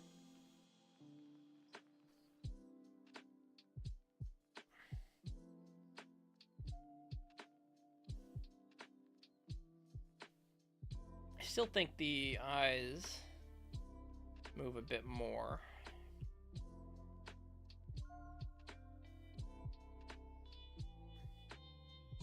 We get this kind of curve here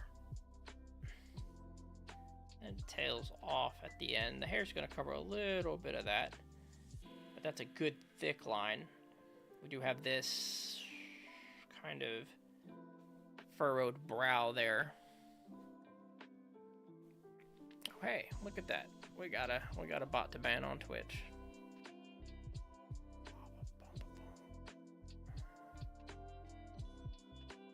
Cool. Alright, let's hit it again. Let's keep going. Oh, it does help. And more than anything, it's going to be time. Marcelo, I have not spent enough time putting pen to tablet, much less paper. You have to go for it. Good drawing for you. Thank you. Appreciate it. Have a good one.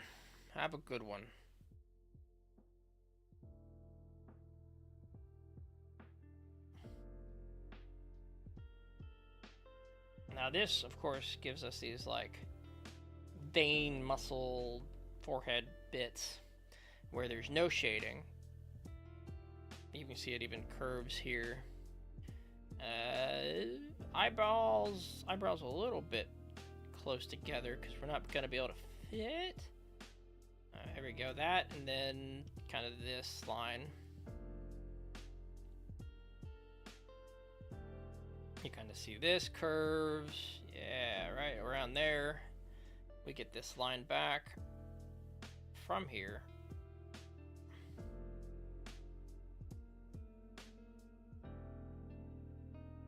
And we actually get a good long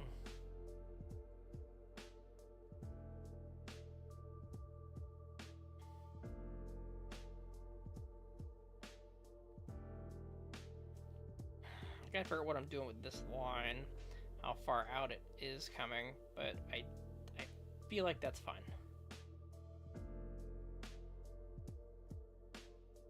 Alright, we get this circular. We can zoom in on this eye in these locations.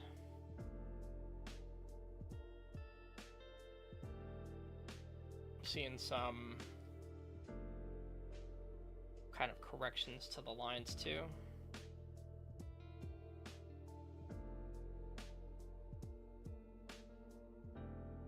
There's definitely some like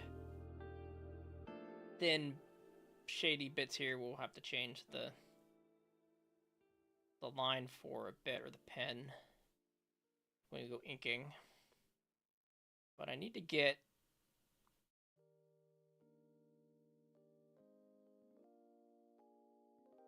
kind of the shading here if I'm really going to see how close or far I am from the proportions.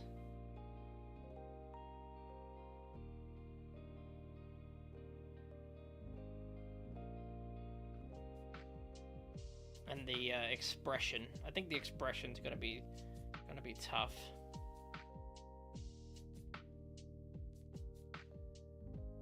To really capture the emotion.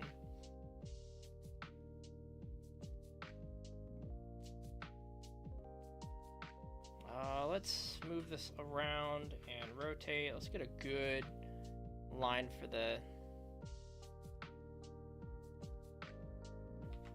good line for the mouth.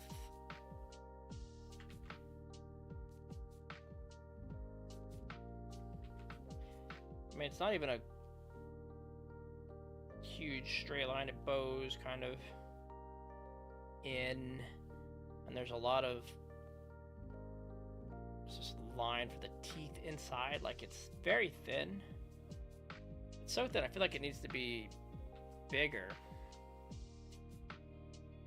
I've already zoomed it in. My lines are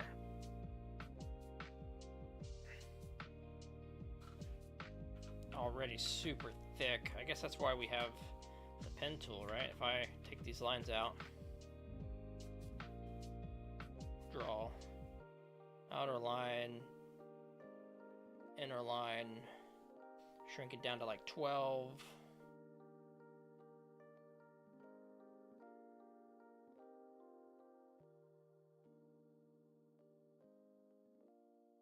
Go back to a 15. We can see like some teeth lines out of here. If I darken it up, is that better?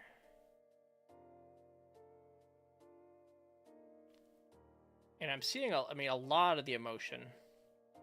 A lot of the emotion is in these shading lines.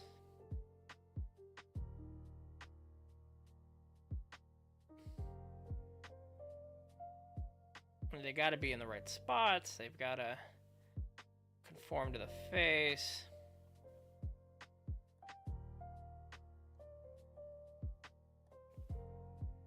You can see I'm like outline the brow and this vein very heavily.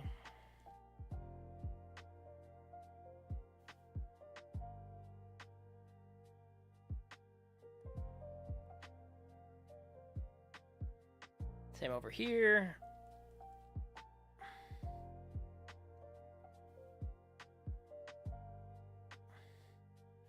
And really up here. And these are long.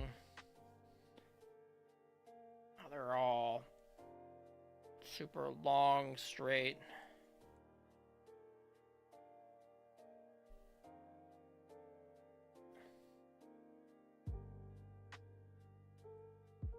Lines. Let's zoom back out and like take it in. Looks almost alien. And the thing we're of course missing, one of the things of course we're missing, is all the hair that makes this a little more loofy. Let's go and get this one too.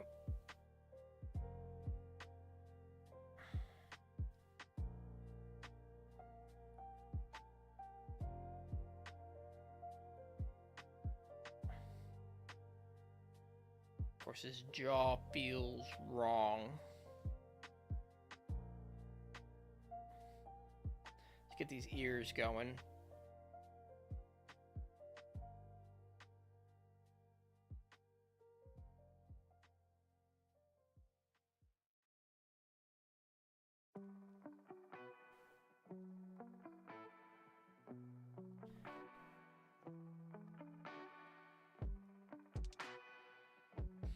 We get a little bit of hair here that kind of hides and takes over the ear.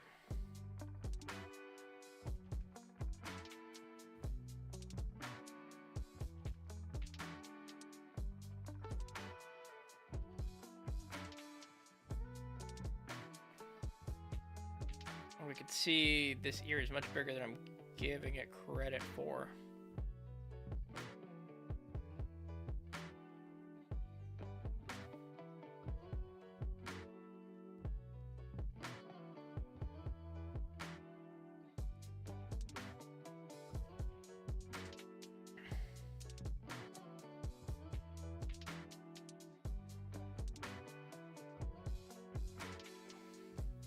Let's go ahead and add a layer. And let's think about the hand. Knuckle. Finger. Like a good thick line. I mean, I wouldn't call this my inking process, but I'm treating it a little bit like that. Trying to put better lines down.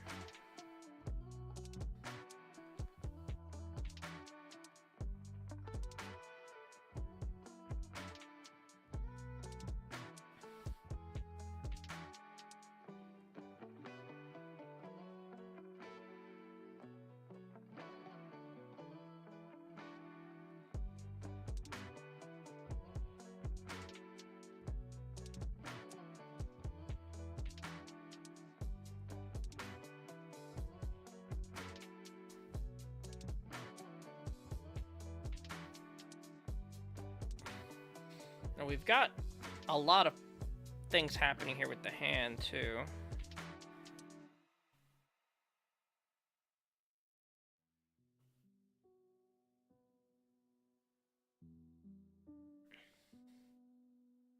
Mostly with all the shading and the action, because he's gripping this blade.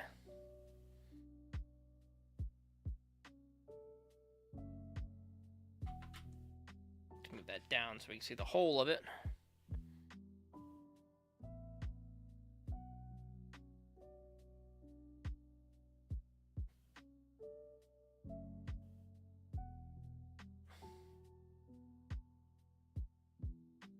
And we can get this straight line here.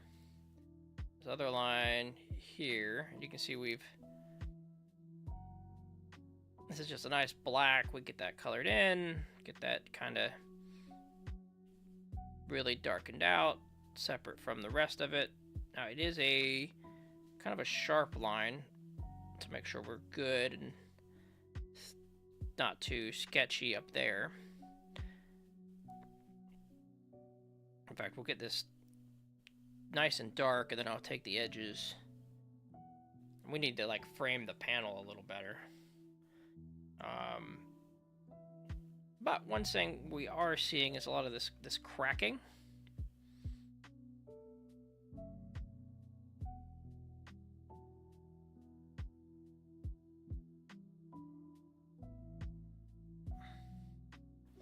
Which are these like,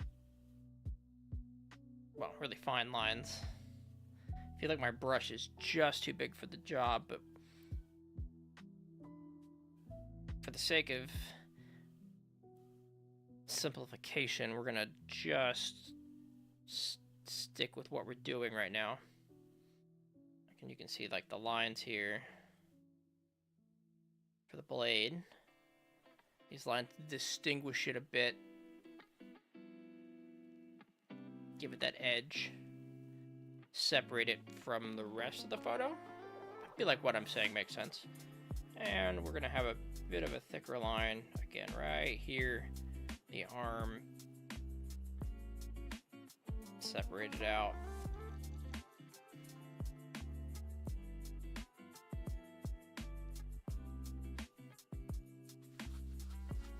What can we do about this jaw, or maybe the hair?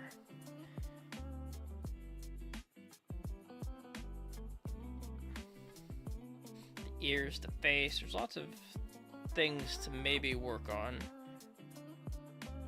We do a little bit of the hair here, right? Like it fades into this line, a little more distinct than that. But let's see if we can't find where all the hair is at. So we've got this line down here.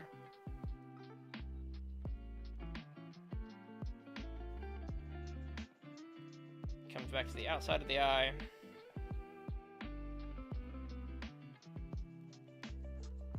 Comes to there.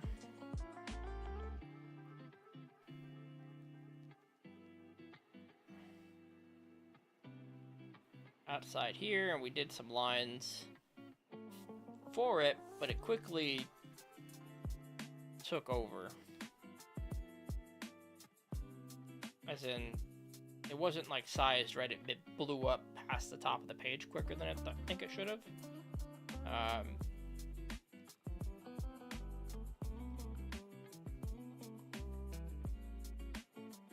So there is definitely some line there that's not just a curve, right? But kind of capturing that appropriately has been tough. So I think we're just sticking with feeling.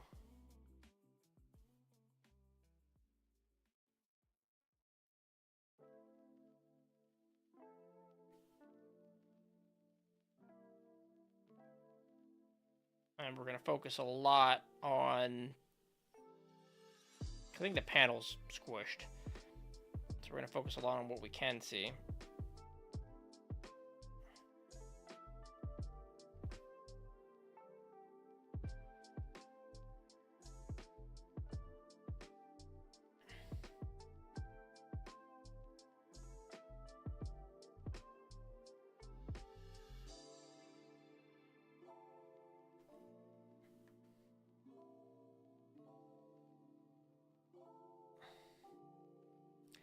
We get kind of some loose hairs here. I mean, the doom and the creek are, the words are kind of getting in my way. But we'll just fill in the gap where we can. And our imagination, you know, what was intended.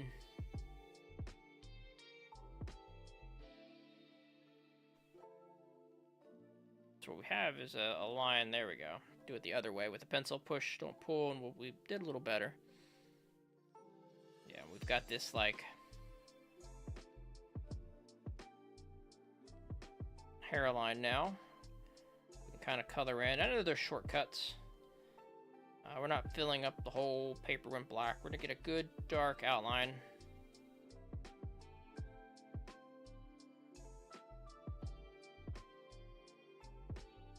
I would love to be able to do this a little faster. I think that's one of my problems, is how long it takes me to kind of find the proportions. So instead of drawing, you know, one Luffy an hour, or, you know, one Luffy every 2 hours, I bet I could find a middle ground where I drew faster.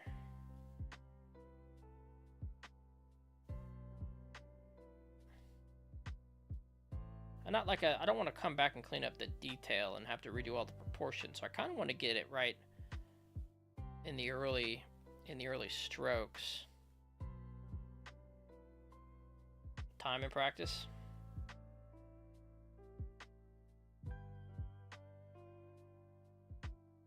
It's probably the answer.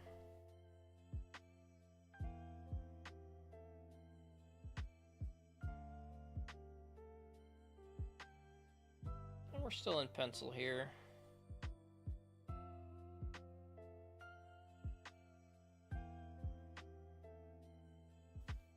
We could probably have gone to G Pen and made this a little easier, but I like the sketch look and feel of this for now.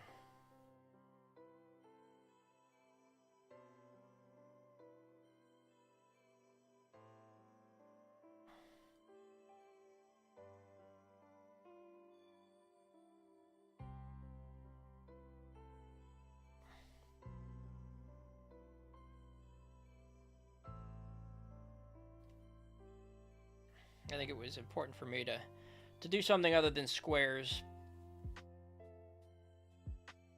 because that's more or less all I've done on the tablet. Hey Cardoza, hey man, how's life going? Life is going great. We're back we're back on stream. We're drawing back on stream. We did a little bit of art on our vacation, just a little bit. Decided to maybe do a lot more digital work moving forward.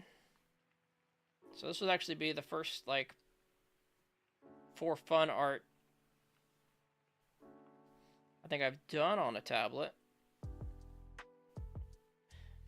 I spend a lot of my time, especially lately, trying to draw lines, squares, shapes, you know, all that stuff. So this has been kind of nice. Trying to take my traditional pen and paper process and put it down in a digital form. Learning tools. Learning what we're capable of.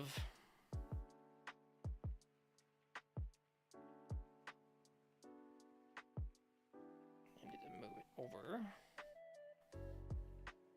Still kind of sketchy. We're doing sketching.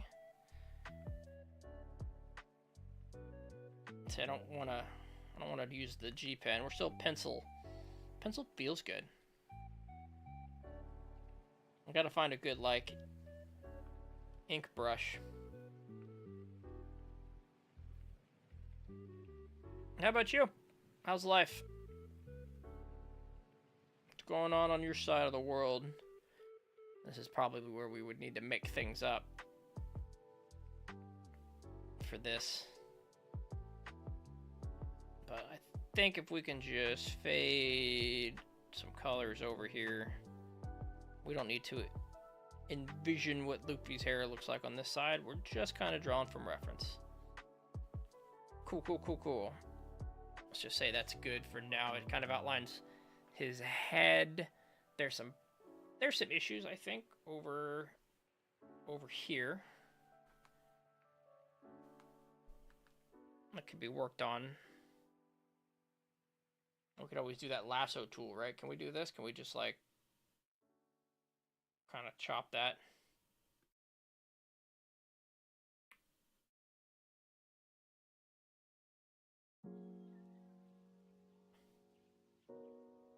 I mean, that's kind of fun.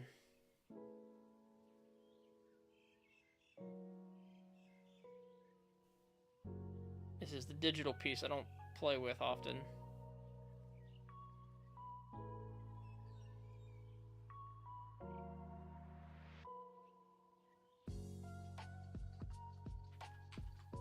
Let's just say, okay, let's just let some digital only things happen. Look at that. Look at that. Alright, let's see. We got a couple more lines left to throw down before I'd say, like, we were in a good spot here. Now, of course, we made ourselves a big ass canvas, because we're also not sure what canvas size should be, what brush sizes should be.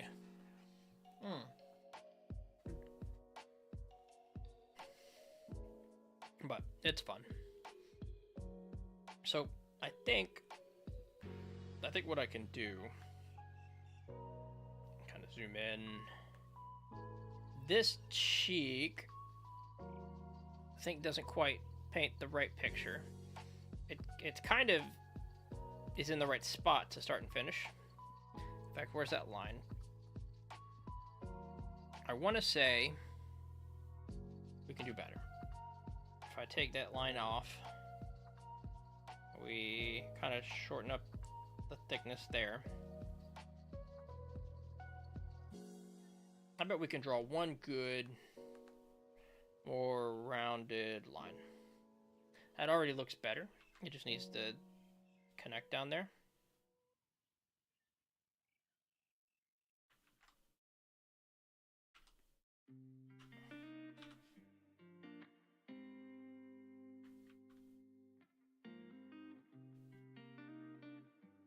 Cleaner. I like it.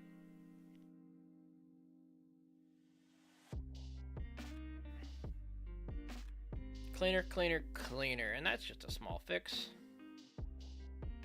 We got some other concerns on the paper, but they're like right here. Let's zoom in. Let's see. Let's attack our concerns. I don't even know where those lines are.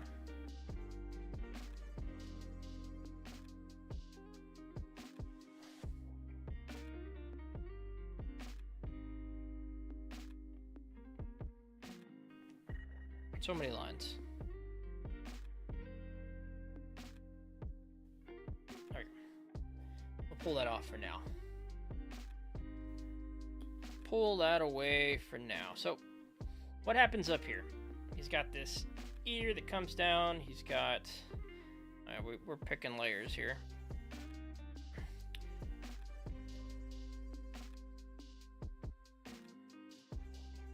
Am I still in the eraser? I'm still in the eraser. Okay. I do think that's a fine line. It is kind of all colored in. He's got his shoulder kind of down there.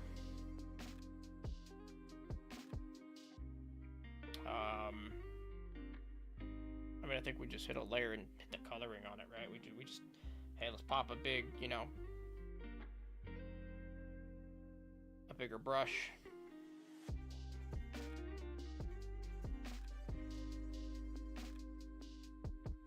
Shade that in for fun. There are ways we're going to learn how to do our... Because you can see this is already going to look vastly different from what we did up there. Right, because of the brush strokes.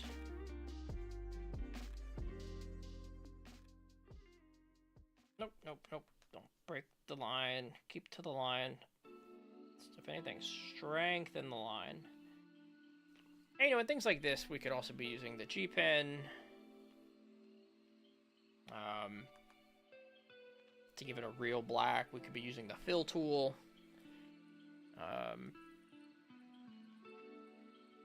Because, like, we also have this, like, space down here that's, you know, should be a straight black. Right, and we could totally color that in. Right, and that's not even clean. I think it might be nice to try to ink this.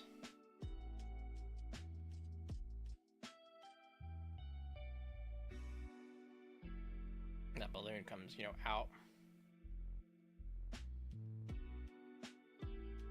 But let's stick with the pencil stuff for now. I think even the pencil with a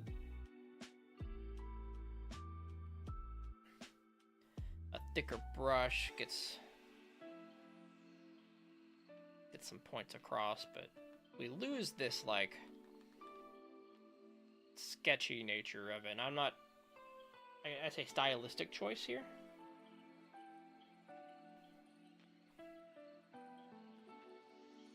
For the coloring, filling in the blanks, the black space.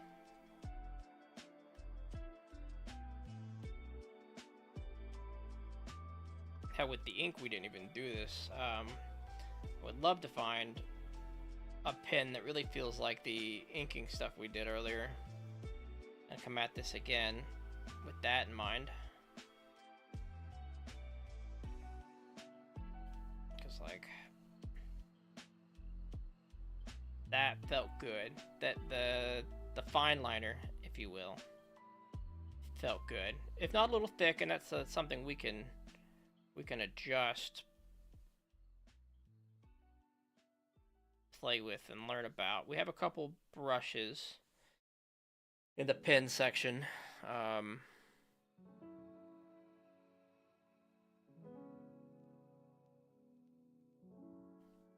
To use to go off of.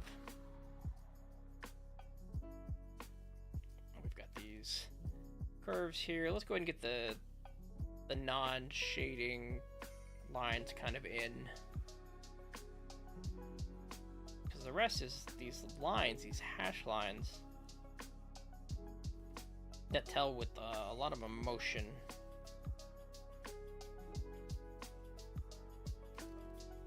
Nice, quick, thin strokes.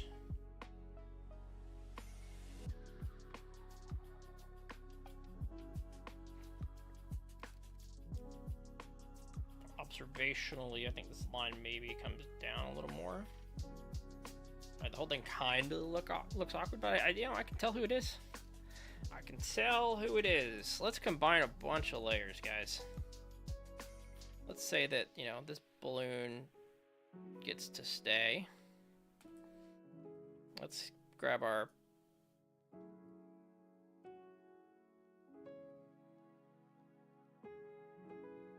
say if that balloon gets to stay, let's frame this thing with a good thick, like, straight line. Like, what if we, you know, new layer,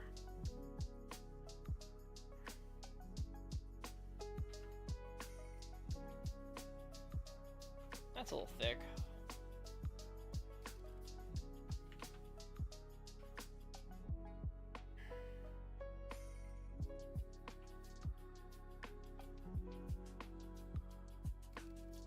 Holding shift, going beyond the borders. Right, and then we get to come in here and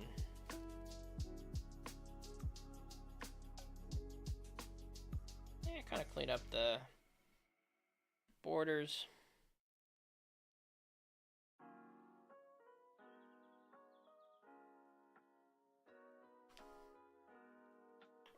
Boom, boom, boom, boom, boom.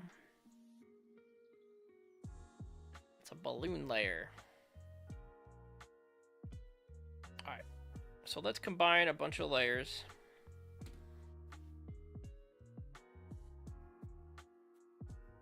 Let's go ahead and make them this one first.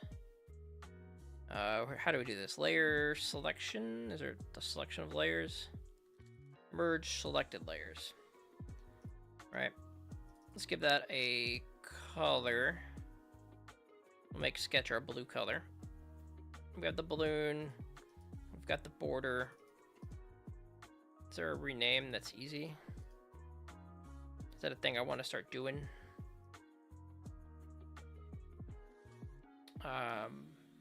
Let's see. This layer, we're gonna do ink. We're gonna call that ink layer. Make that red. And we're gonna try, you know, doing some fun G thing lines here. What was this? That one can go. That was just the border. All right. So opacity up. We're gonna play around. I think this is a art form of its own. We've got a couple of brushes. This one's called the lazy brush.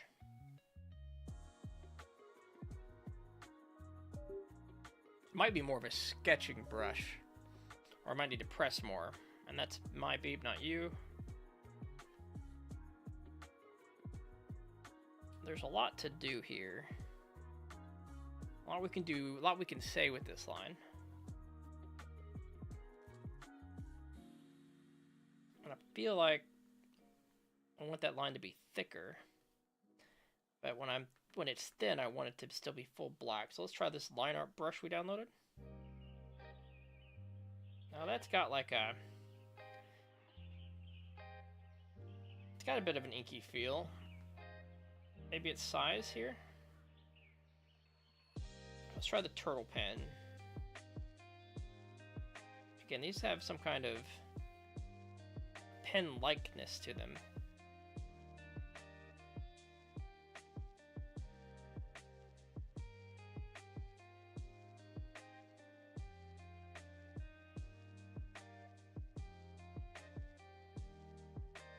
Oh, let's do it in this brush.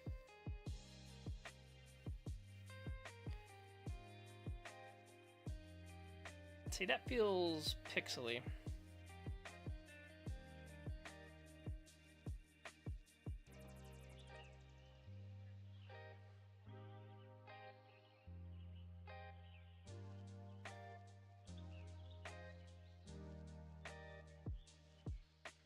Zoom out over there, what happens? It looks okay. This might be a resolution or a brush size thing, because we're on brush size 20. What about the G pen? I feel like I can't go wrong with the G pen. Maybe a mapping pen.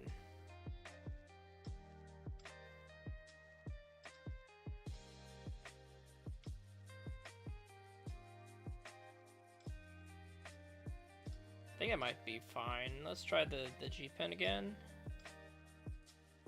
I think we turned down that size.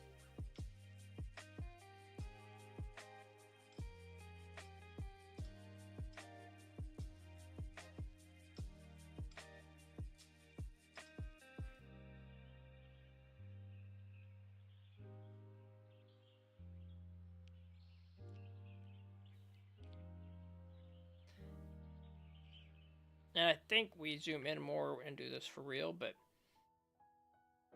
that's a fine size. Although it's very rounded, and I kind of want something between the G pen and the other options. Now that...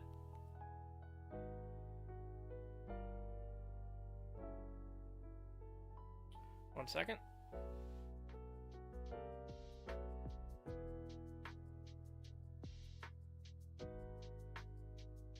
Okay.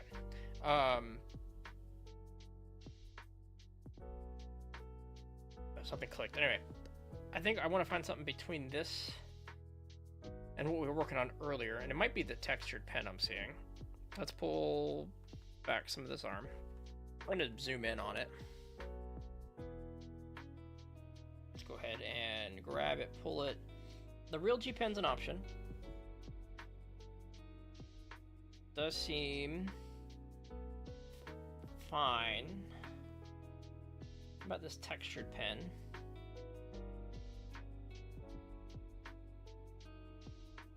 This feels better. And I think some of my tapering, my pen technique is going to be some of it, right?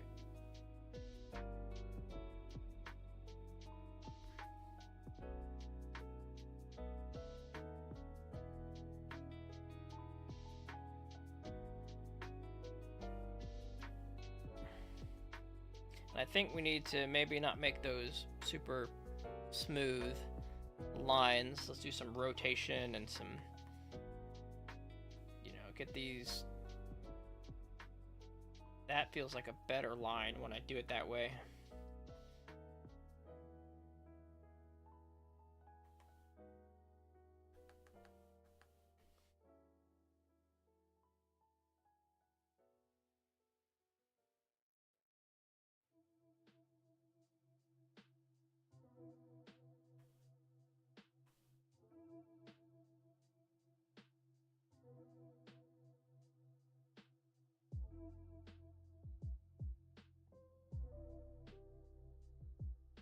I think we come back to the inside lines.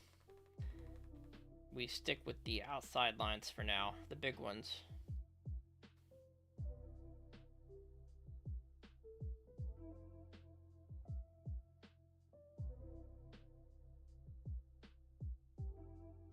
And I think we're going to learn more about how to make these lines later. But we're definitely picking up something.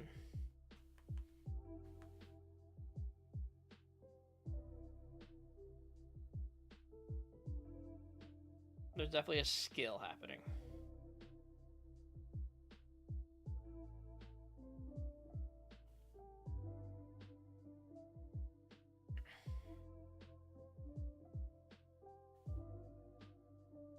Alright, so that counts as an inside line.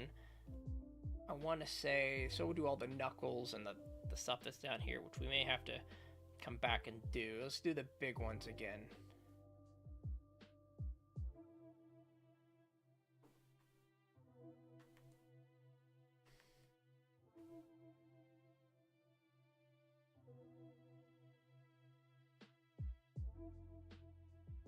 Now that's a good thick line in the manga.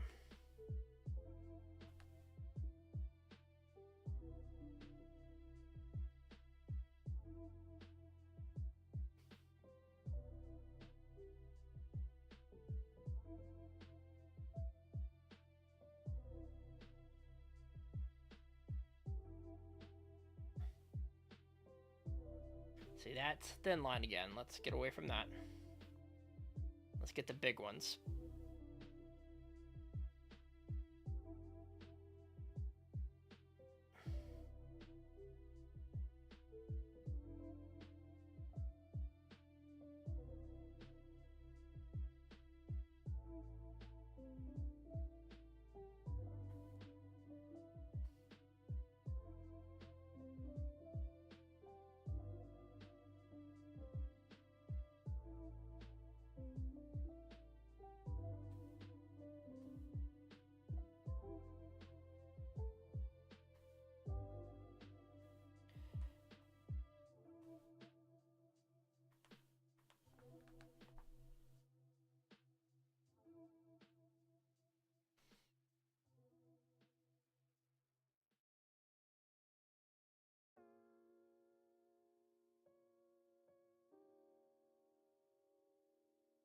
I think we need to rotate to get this done well.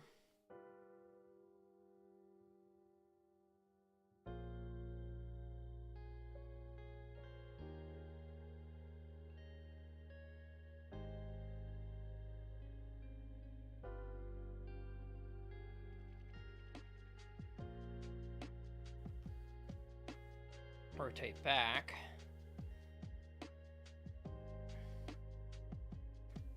Take a look at the source material.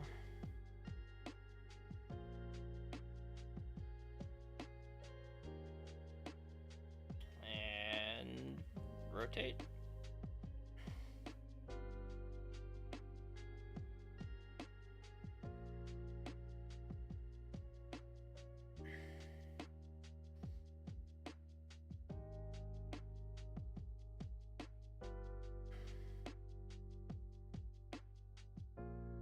I need to be able to see the source material a little better.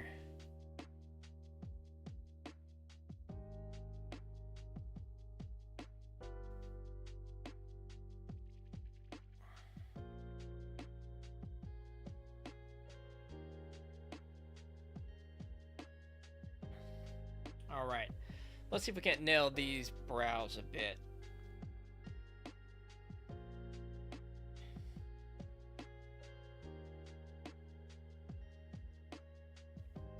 Oh, those are thin lines. Let's not do those with what we're doing.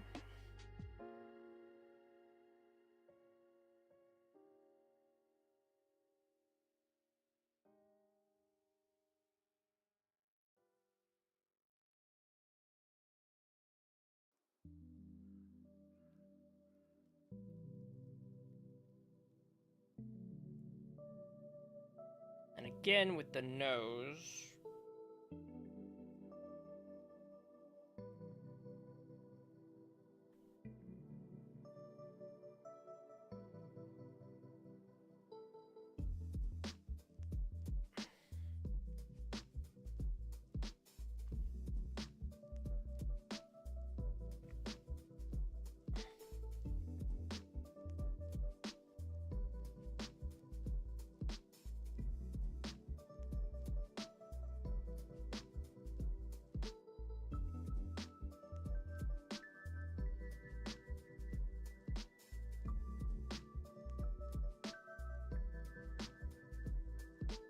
Alright, let's put this line in here. It's mostly straight.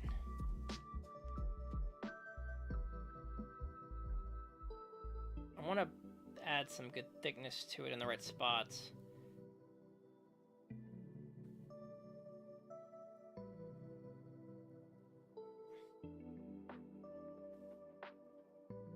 Let's rotate you back. I think those are thinner lines, and it'll be fair to save them.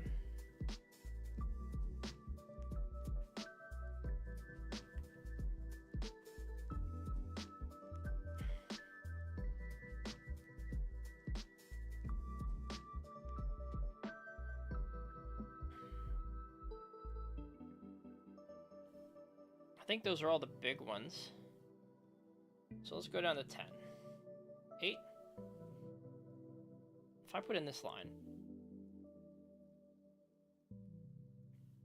And then we handle some hashes, right? Like, what if we just...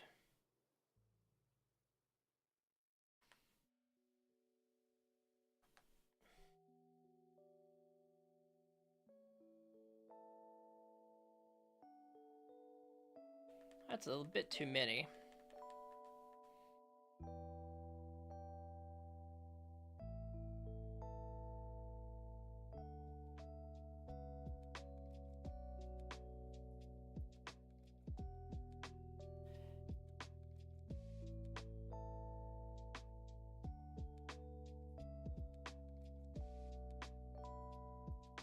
And that's not quite the shape of the line. So we want this come down and over to here. So like,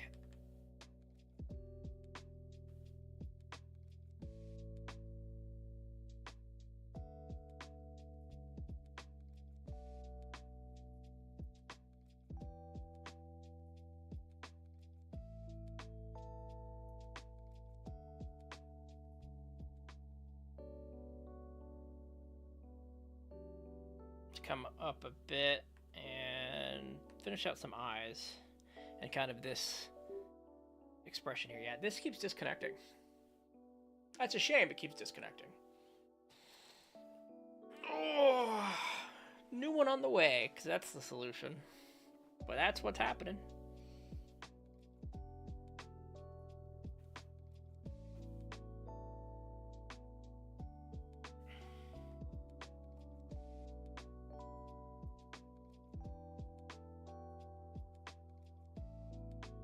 These lines are so good on the reference. They're so straight and evenly spaced.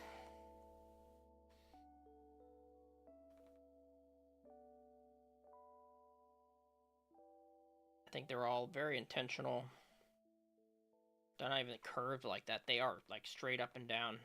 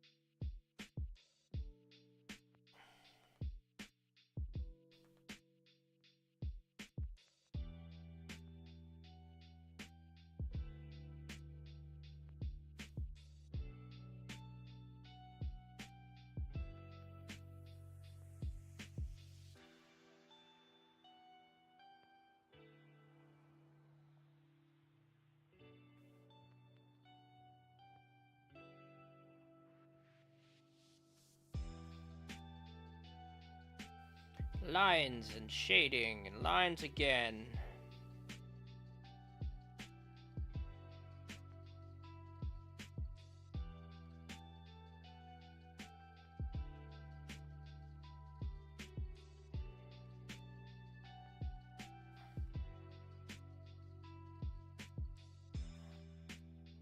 Let's get that line good. Let's be happy with it. And then this shading comes down like this.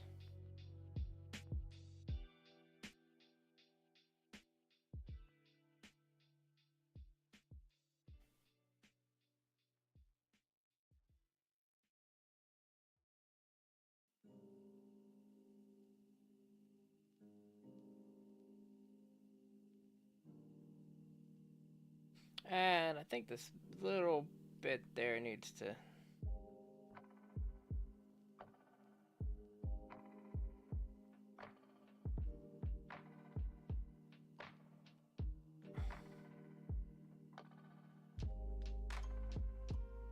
You gotta play with the eyebrow just a bit.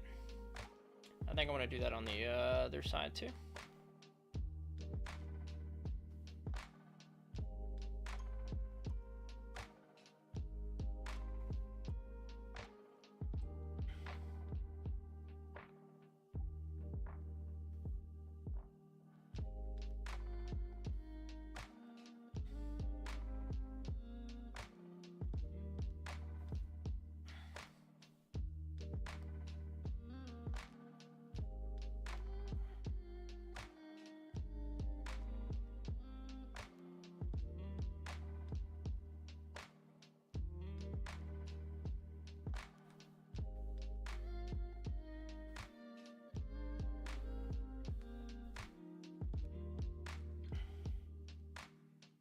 Let's get this rotation in, because this line mostly center.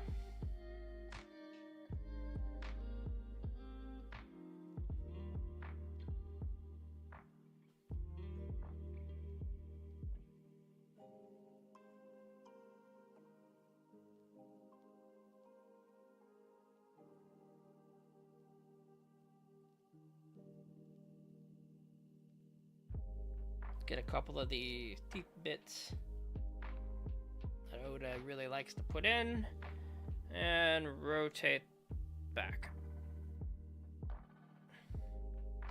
We could probably do some touching up if we go small enough with our brush. Alright, we've got some good places for touching up. When I was doing these eyes, I saw them. Now what happens if we zoom out? Let's go ahead and zoom back to the original size and get rid of... I mean, it looks stiff, but we're putting something down. Other very important lines here are down here. You can see them right here. Oh, that's still the erase tool.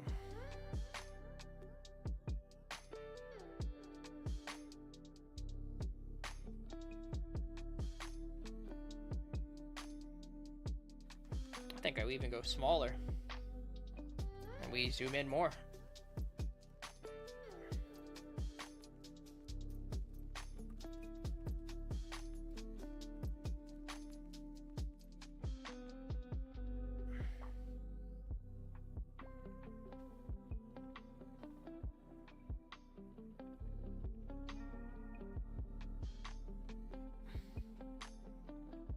I mean, they even come to like here.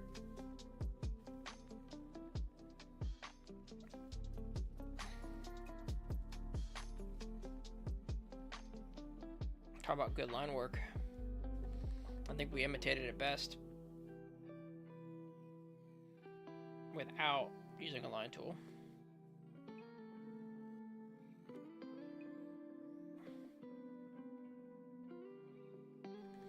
I bet we could even bring it all the way down. Maybe like expand past the edge here. And use our ability to erase.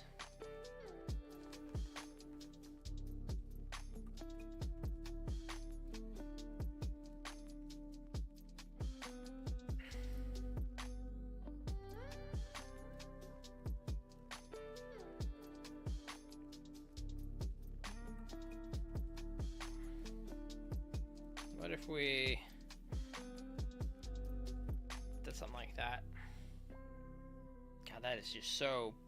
I mean, I don't know how big they draw when they do this. Hey there, Nazia. Welcome and hello.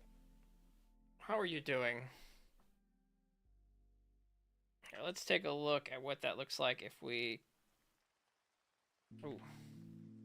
Clean it up. You know, I think if we're gonna do something crazy like this, we probably work on a new layer.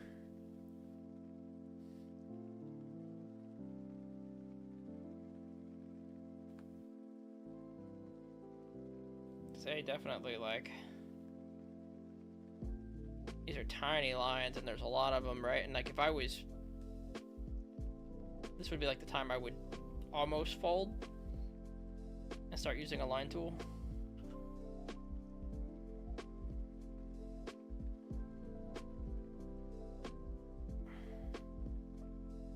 But that's definitely something I don't want to touch on. I don't want to let myself do. Not if I'm going to be leaning a little more into digital, which is kind of how I've been feeling lately.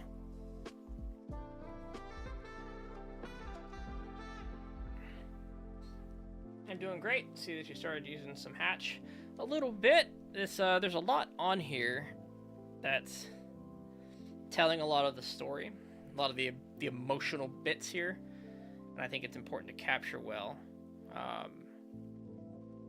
Not that we necessarily are, but we're giving it our best shot. Giving it our best shot. We were at like 8 for the inside here. How are you doing? How's life? I think I probably asked that already. Yeah, you said you're doing great. See, this is me. This is just, I'm so good at conversation. I'm so unbelievably good. Yeah, that feels about right.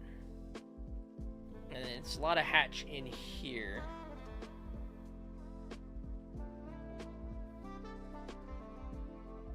Just got to get it kind of in the right places. I didn't even see this before. But that feels really impactful. That line there. Now there's a lot of little hashes kind of in these facial region. There's some stuff kind of, because there's hashes everywhere. We went a little smaller. We're gonna go a little smaller for some of these. Oh.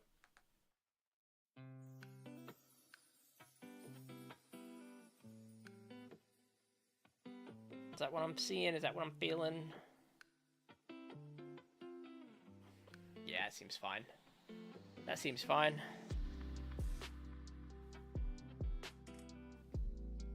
Now we are kind of following kind of the same workflow we had before, and that's super cool. It may be something that changes over time. We may find a better workflow for ourselves.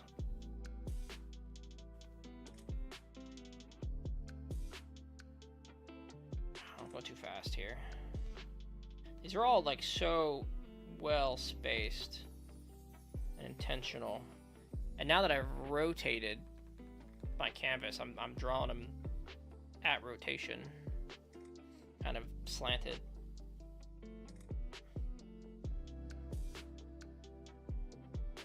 See some of the texture pin bits pixelating.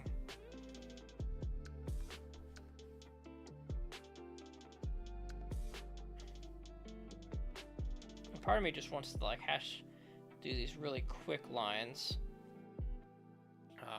No, this is all the way down.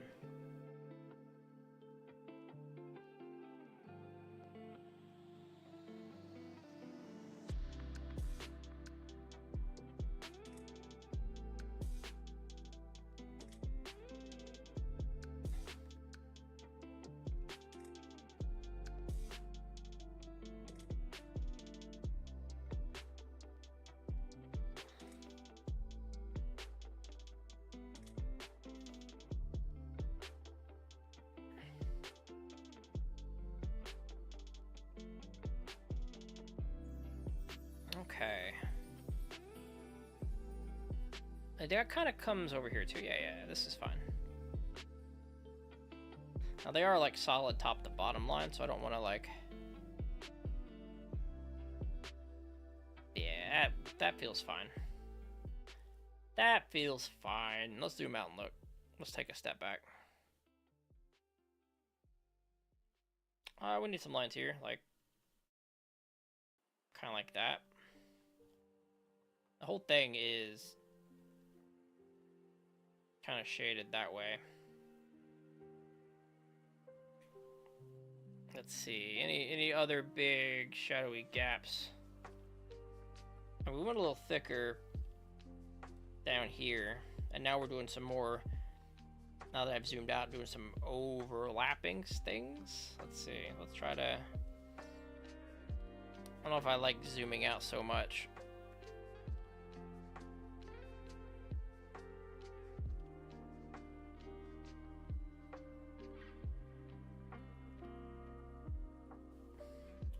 let's see. This is kind of an unsure bit of a vein. He's got the hashes.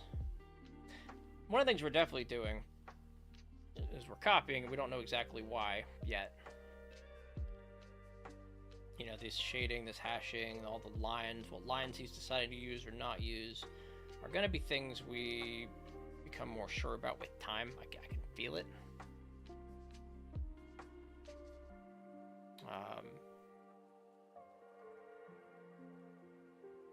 Let's add another layer to this, because this is new territory down here.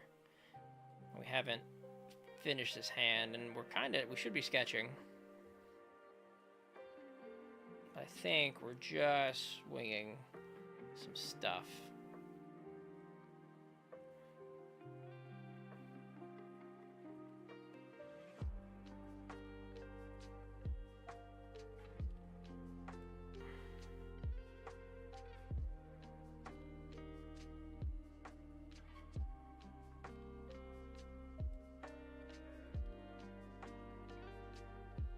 Just winging it. The hashing.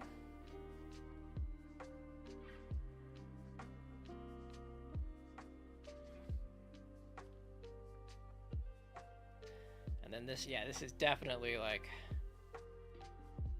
bop, bop, bop, bop.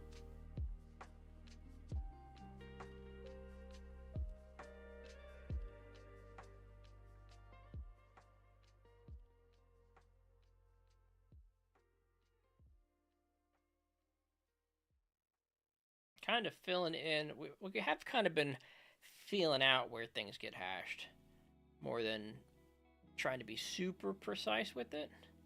But we can see some, like right here, there's a huge gap there. We kind of placed it a bit off. All right, and we're gonna take a look back and see, you know, does that feel completely foreign? Or can we live with where we place those?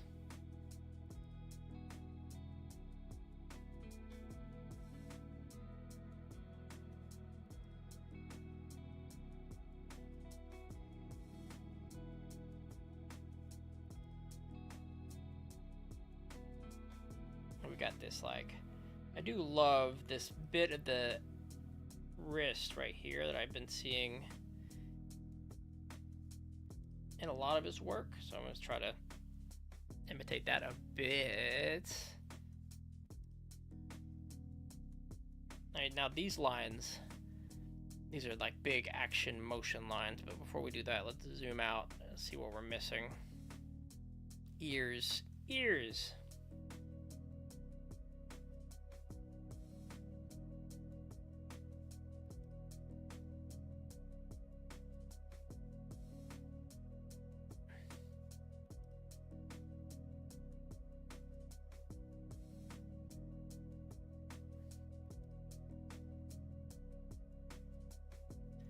Love it. Other side. Now we've got our sketch. The reference is still nice.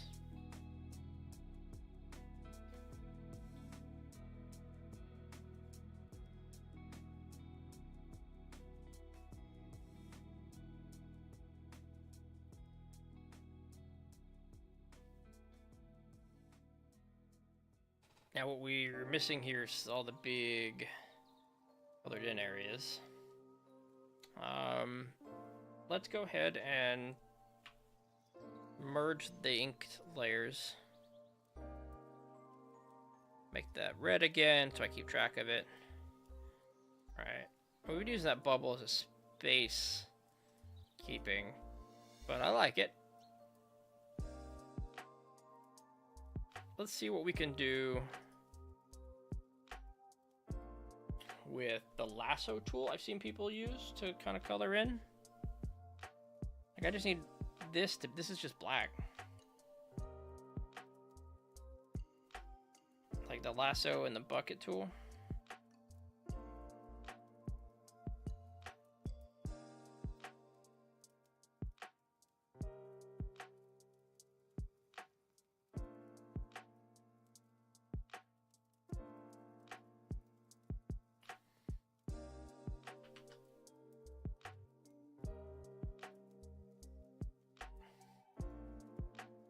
And then this was G, and this is M. So M.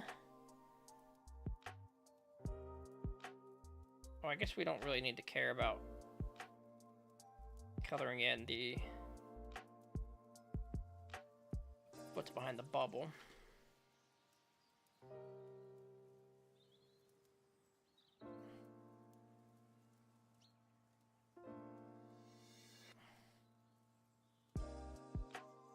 I'm just not getting all of the color in. And I wonder what part of the setting is doing that.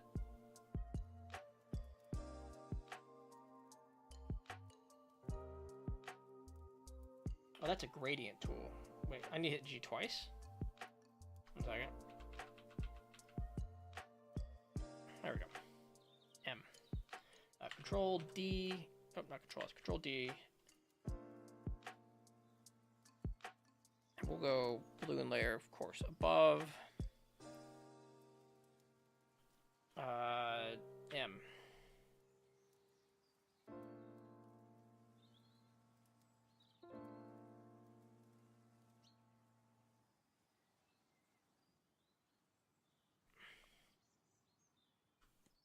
Cool.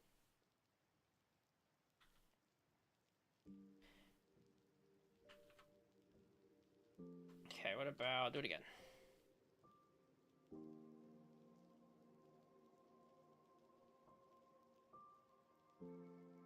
Probably, there are gonna be better ways to hit this selection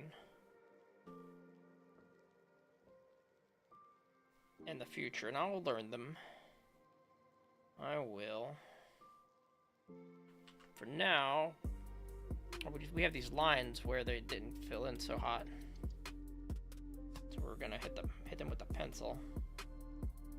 The G pen at this point.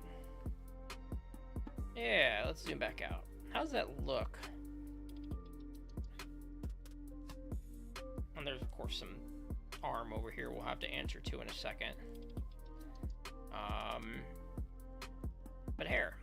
Like, how hard is it going to be to, like, lasso in all the hair? Now, can I, if I select, and then I select again. Cool.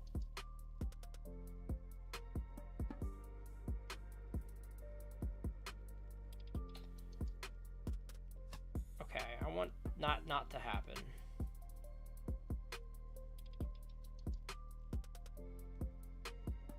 Selection mode, add. There we go. There we go, we're learning stuff.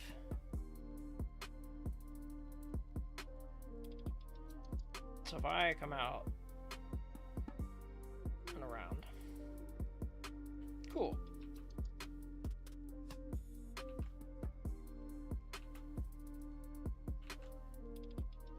Alright, so I feel like we gotta zoom in even more here. And follow the outline carefully.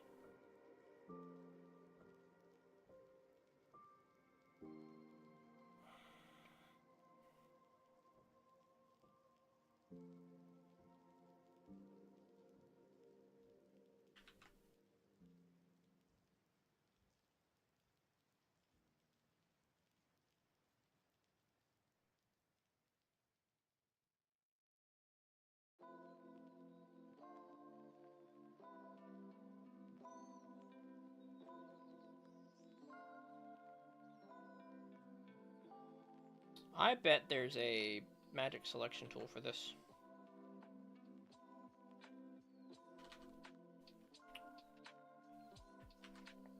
I bet I'm doing this wrong. Let's try play with this a bit. Okay, so we need to get rid of the sketching layer.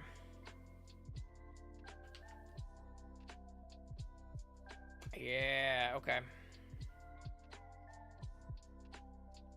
So I'll shift while I'm...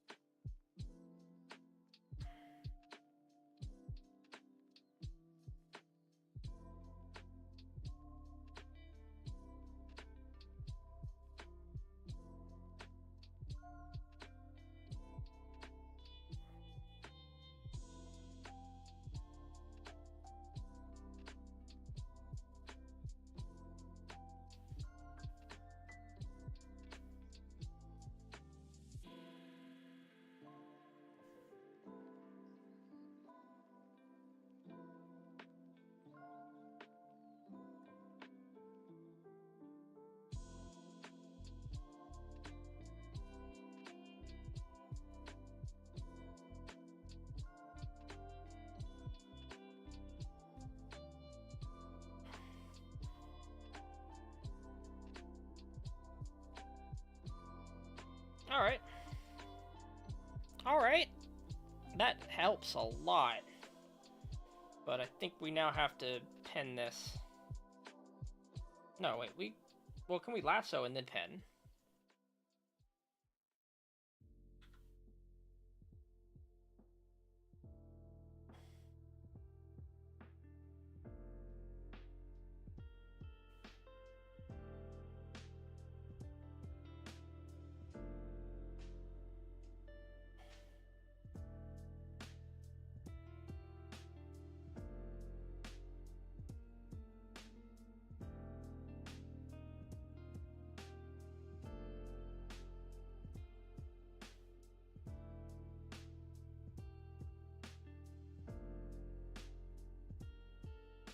Now, I'm probably immediately going to go to a YouTube video on how to do this well, or differently, correctly, but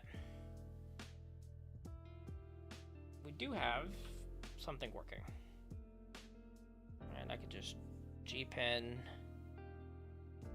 all of this area. I did see what I missed.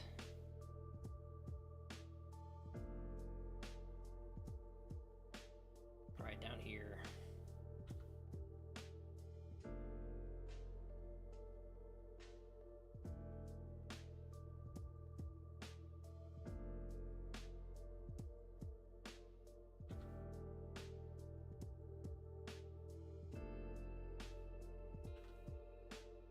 Okay, let's go ahead and deselect and zoom out. What are we missing? Okay. A little bit of hair. A little bit of too much zoom. There we go.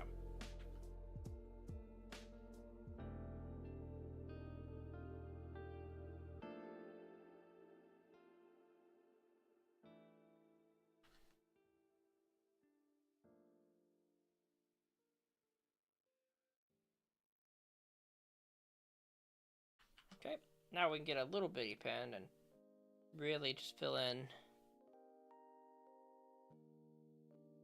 these small bits.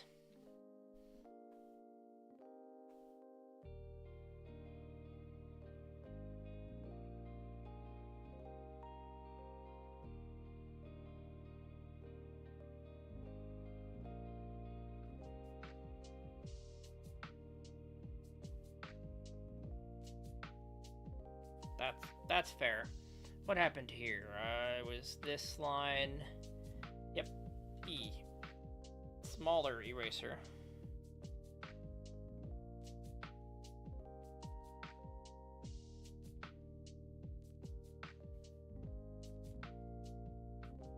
Zoom in. I see some more places for a pen.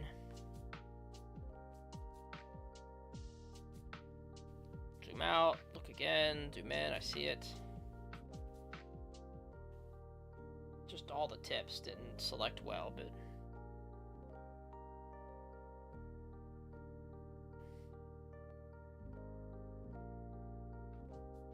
I mean, some of that looks real good. It absolutely looks real good. I mean, we could even... I mean, that top right, we've kind of... You know, we've done a thing.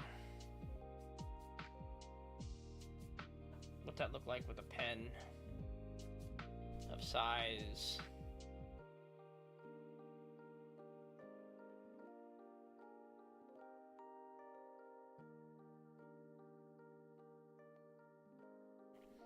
I mean, it's an opportunity we should be taking to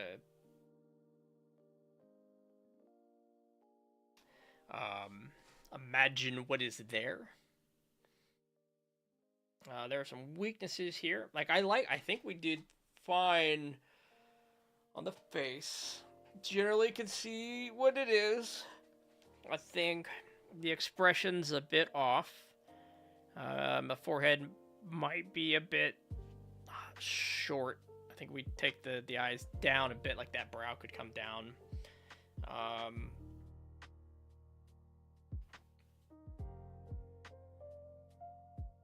We have some stuff down here, which, you know, where's that? texture pen. It's hard to tell what even is there, but otherwise it looks off if we don't add some of the lines. Because this is arm, right? This is the arm that comes out the other side of the bubble. We don't have the cracks going in. Let's do that. This is pretty good because it's all like here.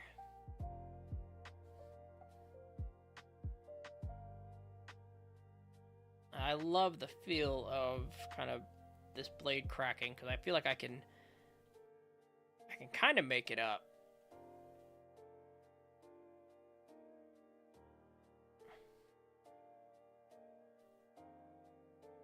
Bunch of, you know, mildly straight lines, some interconnecting crack bits.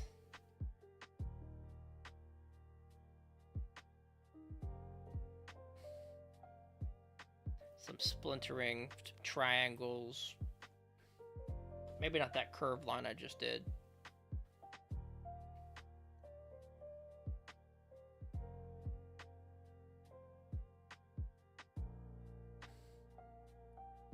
You got a little bit of a spike there. It's nice and thick over here.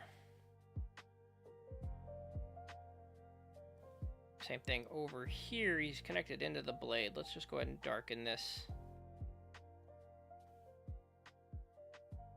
bit there. I think we take it out here as well.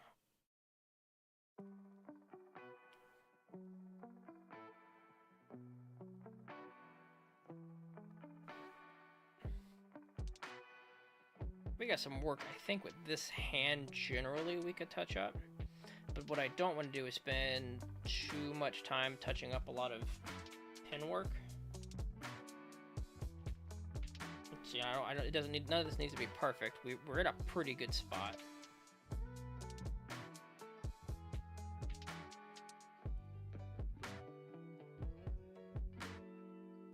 Yeah, like you can see, like this probably more there, right? We could totally start like nickel and diamond ourselves on this.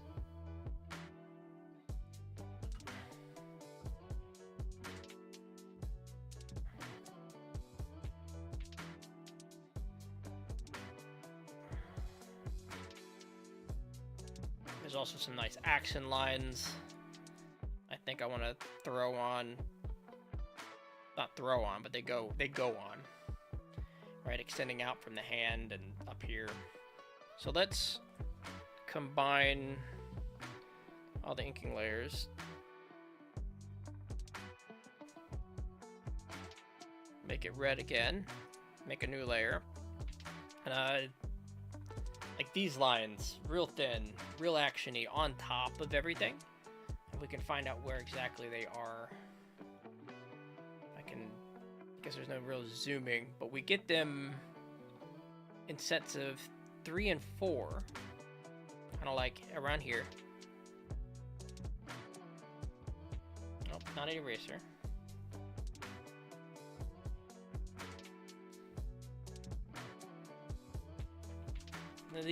Again, this is also something we can kind of make up.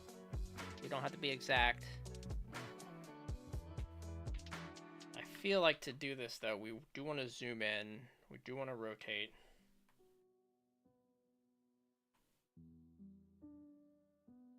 And we'll come back and we'll clean it up off the edges.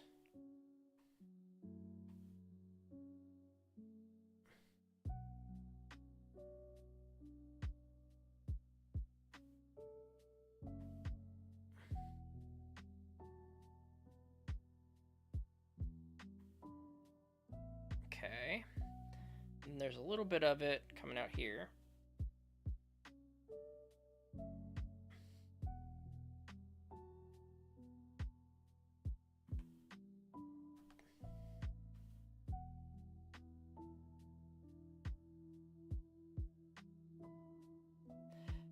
The big ones I saw were way over here, and they kind of follow the hand, but going inward towards which point?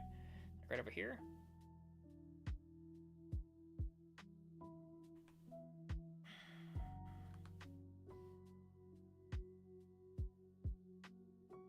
Now they're all a little closer together than any of my streaks are.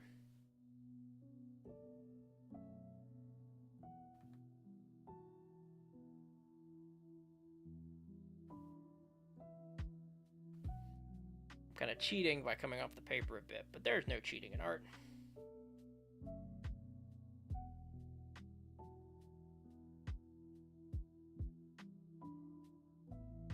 Also try not to be too heavy on the eraser with all this. Let's see, more lines around here. And like these will go behind the bubble, so that's nice. I guess there is cheating in art. No cheating in learning.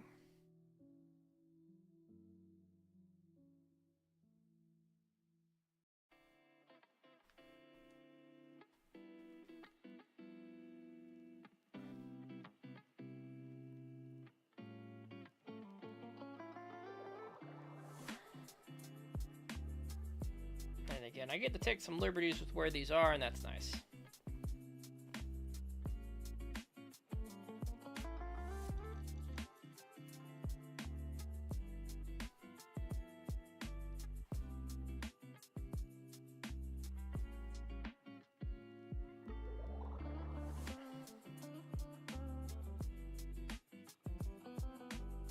Actually, I take some good liberties with this because this comes all the way into the forehead.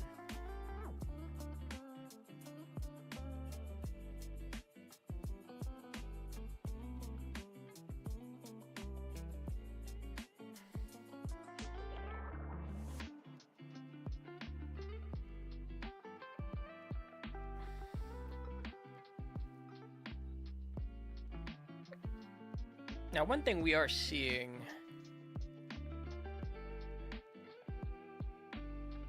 out of these lines is this whole area in the back right is black. Like if we were to,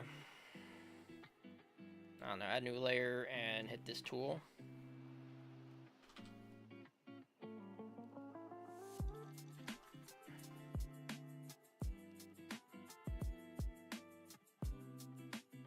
That frames it fine.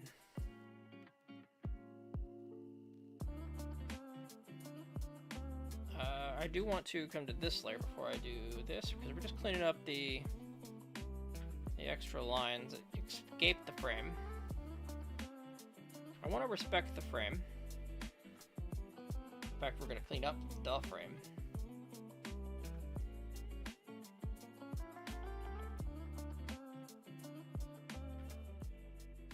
Because the frame itself is here.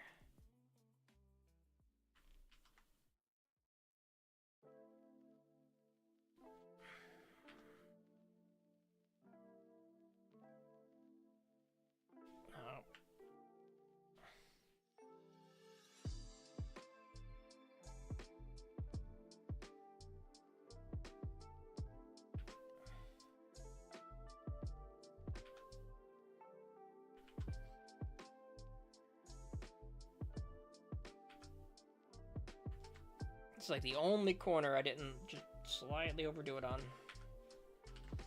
There we go.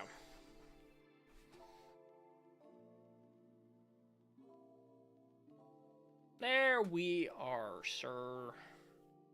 Alright, let's see. We have some layers to think about merging.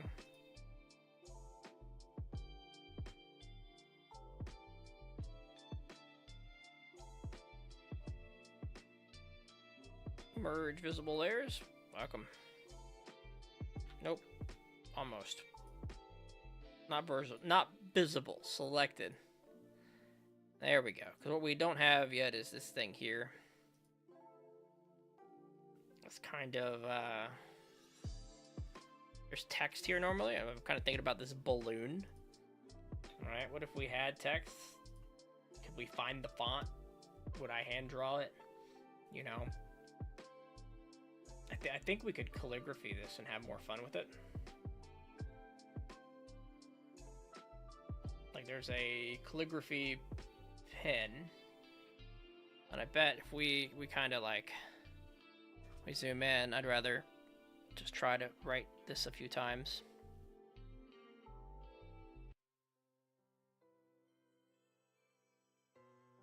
We can, let's do that last.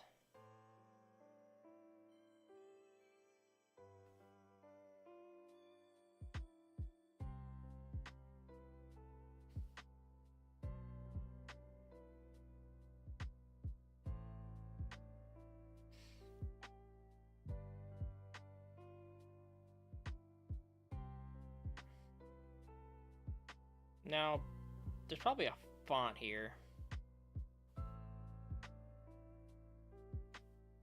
The calligraphy pen, kind of fine.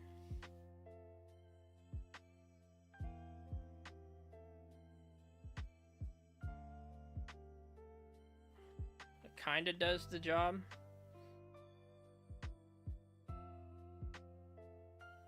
Let's go ahead and,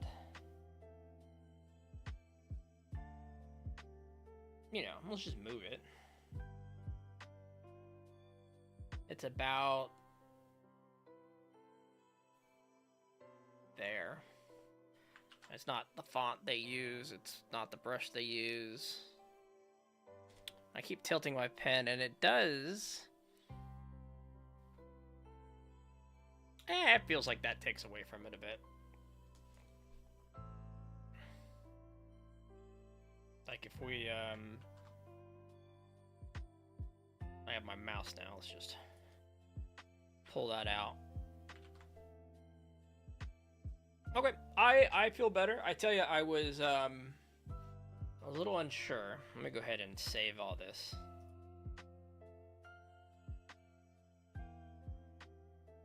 What I don't have is a good place, I think, to store these in my folders. Guess we're just gonna call this. This is day 8 underscore. This is a Luffy. So day 8, day 08. Probably better if I save this as day 08 Luffy. And let's go ahead and export it because we're gonna post this in places. This will be fun. Although the canvas layer is something to consider here. So if I do that. Can I hit the select? Can I say new canvas layer?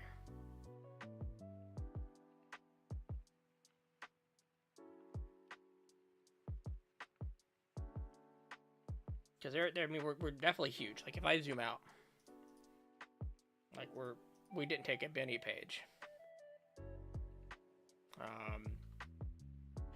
Or we don't save any of it that way. We just kind of copy it, copy paste, screen grab. Screen grab seems fine. Let's drop this in arts and crafts.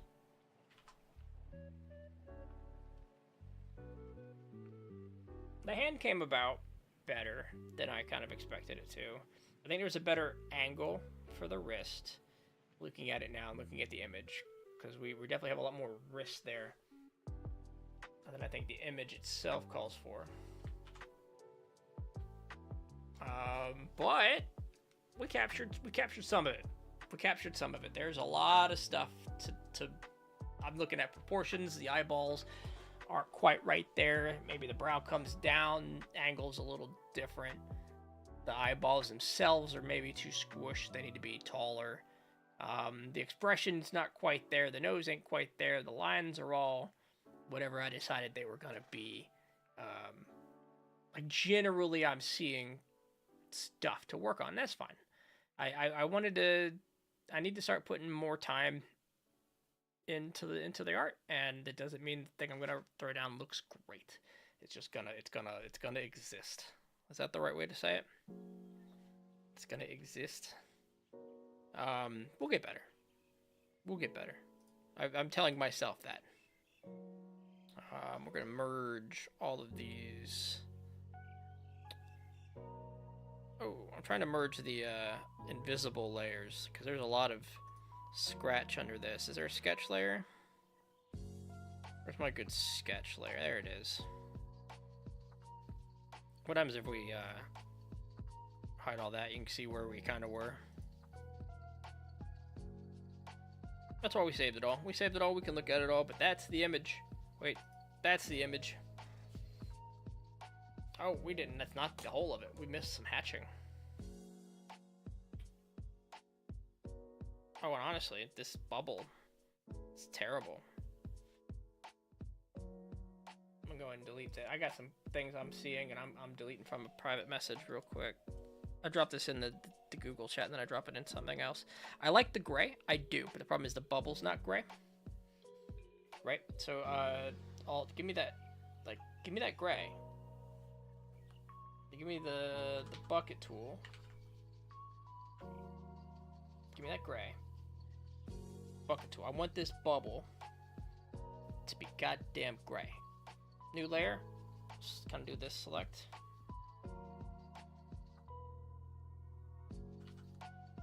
Yeah, it's not gonna work. There's got to be a setting in the right side here.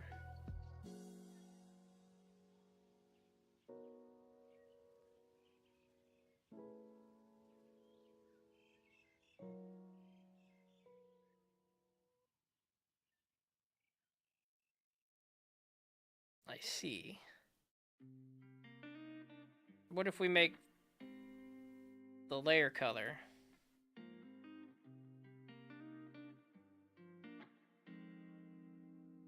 nope.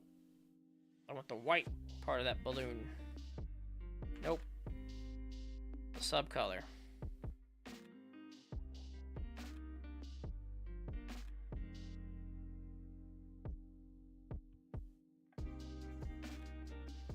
Awesome. Awesome, awesome. Adjust line width. Can I thicken this whole thing?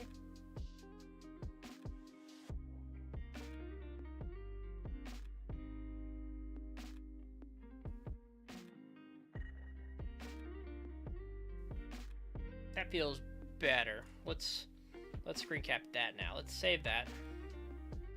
Deselect everything. Screen cap. Nope. Not with that tool. Better.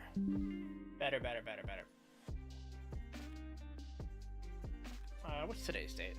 Thursday? Yeah. Maybe. Alright, now let's repost all this shit.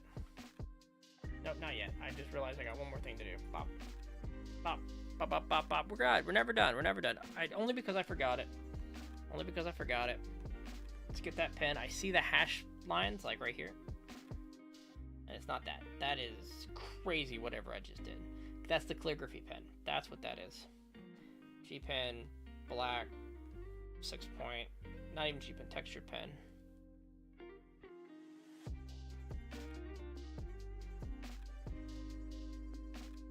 There. There. Now we're good. We're happy. I'm sure we could find 100 things to be happier about. But let's find a nope, stop. Sorry, I'm trying to get the screen capture and it just does keep freaking out. There we go. Finally done. Now let's repost it. Delete that message. Awesome. Just around and around and around we go. Okay. Cool. We sat down, we did some tablet stuff. We did some tablet scritches, some lines. We can even like go back and we can see that, you know, kind of where we were hunting down this specific outline.